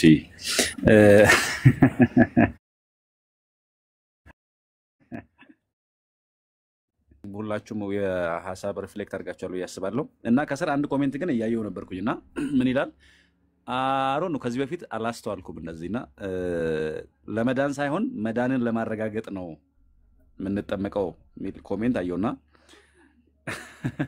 አሁን እኔ ሰው በጣም ይገርመኛል ማለት ፕሮቴስታንቲዝም ውስጥ ወይ ደግሞ በፔንቴኮስታል ሙቭመንት ውስጥ ያለው ድርቅና በጣም ይገርመኛል ማለት እንትን ማድረግ መቃወም በግልጥ የተጻፈው ለመቀበል ከብዷቸው የነሱን ትርጓሜ ግን ተቀበሉ። እንዴት ማለት መሰላችሁ? ለምሳሌ መጽሐፍ ቅዱሱ የተናገረው እውነት እያለ መጽሐፍ ቅዱሱ የተናገረውን እውነት ከመቀበል ይልቅ ተርጓሚዎቻቸው ወይ ደግሞ አስተማሪዎችን ብለው ያሉ ሰዎች የነገሯቸውን የተንሸዋረረ የተንሻፈፈ ትርጉም ለመቀበል ሳይቸገሩ መጽሐፍ ቅዱሱ የተናገረውን እውነት ግን ለመቀበል መቸገር ማለት ነው። ምን ማለት ነው? ለምሳሌ ጌታ ምን አለ? እንግዲህ አሁን ይሄን ስለያዛቸው ይሄ ማርቆስ ወንጌል 16:16 ላይ ያለው ክፍል ስለያዛቸው ያመነ የተጠመቀም ይድናል ሚለው ቃል ስለያዛቸው ጥምቀት አያስፈልግም ሚለውን ሙሉ ለሙሉ ማለት አልቻሉም። ስለዚህ ምን አደረጉት ማለት ነው? አይ የዳነ ሰው መዳኑን ለማረጋገጫ ነው አሉ። አንድም ቦታ መጽሐፍ ቅዱስ ላይ ጥምቀት መዳንን ለማረጋገጥ የሚሰጥ አገልግሎት ነው ሚል የለም። ጌታ ራሱ ግን ምንድነው ያለው? በአያያዥ ባይዞ ኤንድ ኮንጃንክሽን ነው አይደለ? ማለት the one who believe and baptized will be saved። ስለዚህ ለመዳን ምንና ምንድነው የሚያስፈልገው? መዳን የመጣው ባይዞ ከማመን ቀጥሎ ሳይሆን ከመጠመቅ ቀጥሎ አይደል? ያመነ እና የተጠመቀ ምን ይላል? ይድናል። ከሁለቱም ከሁለቱም ቃላት በኋላ ከማመንና መጠመቅ ቀጥሎ ነው ምን የሚመጣው? ድህነት የሚመጣው ማለት ነው። ስለዚህ ያመነ እና የተጠመቀ ይላል እንጂ ያመነና የዳነ መጠመቅ አለበት አይልም። እኔ አንድ መጽሐፍ ቅዱሳቸውን ሳነብ አስታውሳለሁ። አጋጣሚ አላስተዋለም። አንድ አገልጋይ ነበርና ስለ መላእክት ሲናገር ተናገረው። መዝሙር 33 አይ ቲንክ ሁላችሁ ታስታውሱታላችሁ። 33 ቁጥር 7 ላይ ይታየን መልአክ እግዚአብሔር አውዶሙ ለእለ ይፈርህዎ ወያድነውም ነው የሚለው። ይሄ የእግዚአብሔር መልአክ በሚፈሩ ሰዎች ዙሪያ ይሰፍራል ያድናቸውማል ይላል። ምን እንደሚል ታውቃላችሁ? አስተውላችሁ ከሆነ እንግዲህ ይህንን ክፍል የፕሮቴስታንቱን መጽሐፍ ቅዱስ ማለት ነው ወደ እነሱ ህትመት ያም የጌታም መልአክ አለ ወይም የእግዚአብሔር መልአክ እግዚአብሔርን በሚፈሩ ሰዎች ዙሪያ ይሰፍራል ያድናቸውማል ይላል። አስተውሉ። የእግዚአብሔር መልአክ እግዚአብሔርን በሚፈሩ ሰዎች ዙሪያ። መጽሐፉ ግን የሚለው የመጀመሪያው እንዴት ነው? የእግዚአብሔር መልአክ በሚፈሩ ሰዎች ዙሪያ ይሰፍራል ነው የሚለው። ስለዚህ መልአኩን በሚፈሩ ሳይሆን እግዚአብሔርን በሚፈሩት ነው ብሎ ለማስተካከል ምን አሉት? የእግዚአብሔር መልአክ እግዚአብሔርን በሚፈሩ ሰዎች ብለው እግዚአብሔርን የሚለውን ስም አስገቡበት። ምን ለማድረግ ማለት ነው? ከመልአኩ ለማሸሽ ማለት ነው። በዚህ ርቀት የሚሄዱ ሰዎች ናቸው። ስለዚህ ልክ እንደዚህ አሁንም ያመነ እና የዳነ ይጠመቃል ብለው ቢያስተካክሉት ምናልባት ይሻላል። እንደሱ አስተካክለውት ለመነጋገርም ለመከራከርም ስለሚያመቻቸው ማለት ነው። ስለዚህ ያመነ እና የተጠመቀ ይድናል ካለ ከምን ጋር አያይዞታል ጌታ? በትክክል ወይም በቀጥታ ከመዳን ጋር አያይዞታል። ለመዳን ሁለቱ ነገሮች ያስፈልጋሉ። ምንና ምን? ማመንና መጠመቅ ያስፈልጋል። ባይዞ እኛም ያላመነ ሰው ይጠመቃል እያልን አይደለም። ያላመነ ሰው አይጠመቅም። ቢጠመቅም ምንድነው የሚሆነው? ዝም ብሎ ውሃ በላው ላይ መድፋት ነው። እሱ ብቻ አይደለም።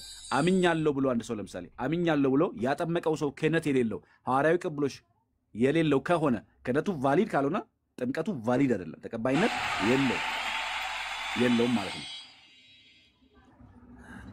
አዳም በድምጽ በጣም እንትን እያልከን ነውና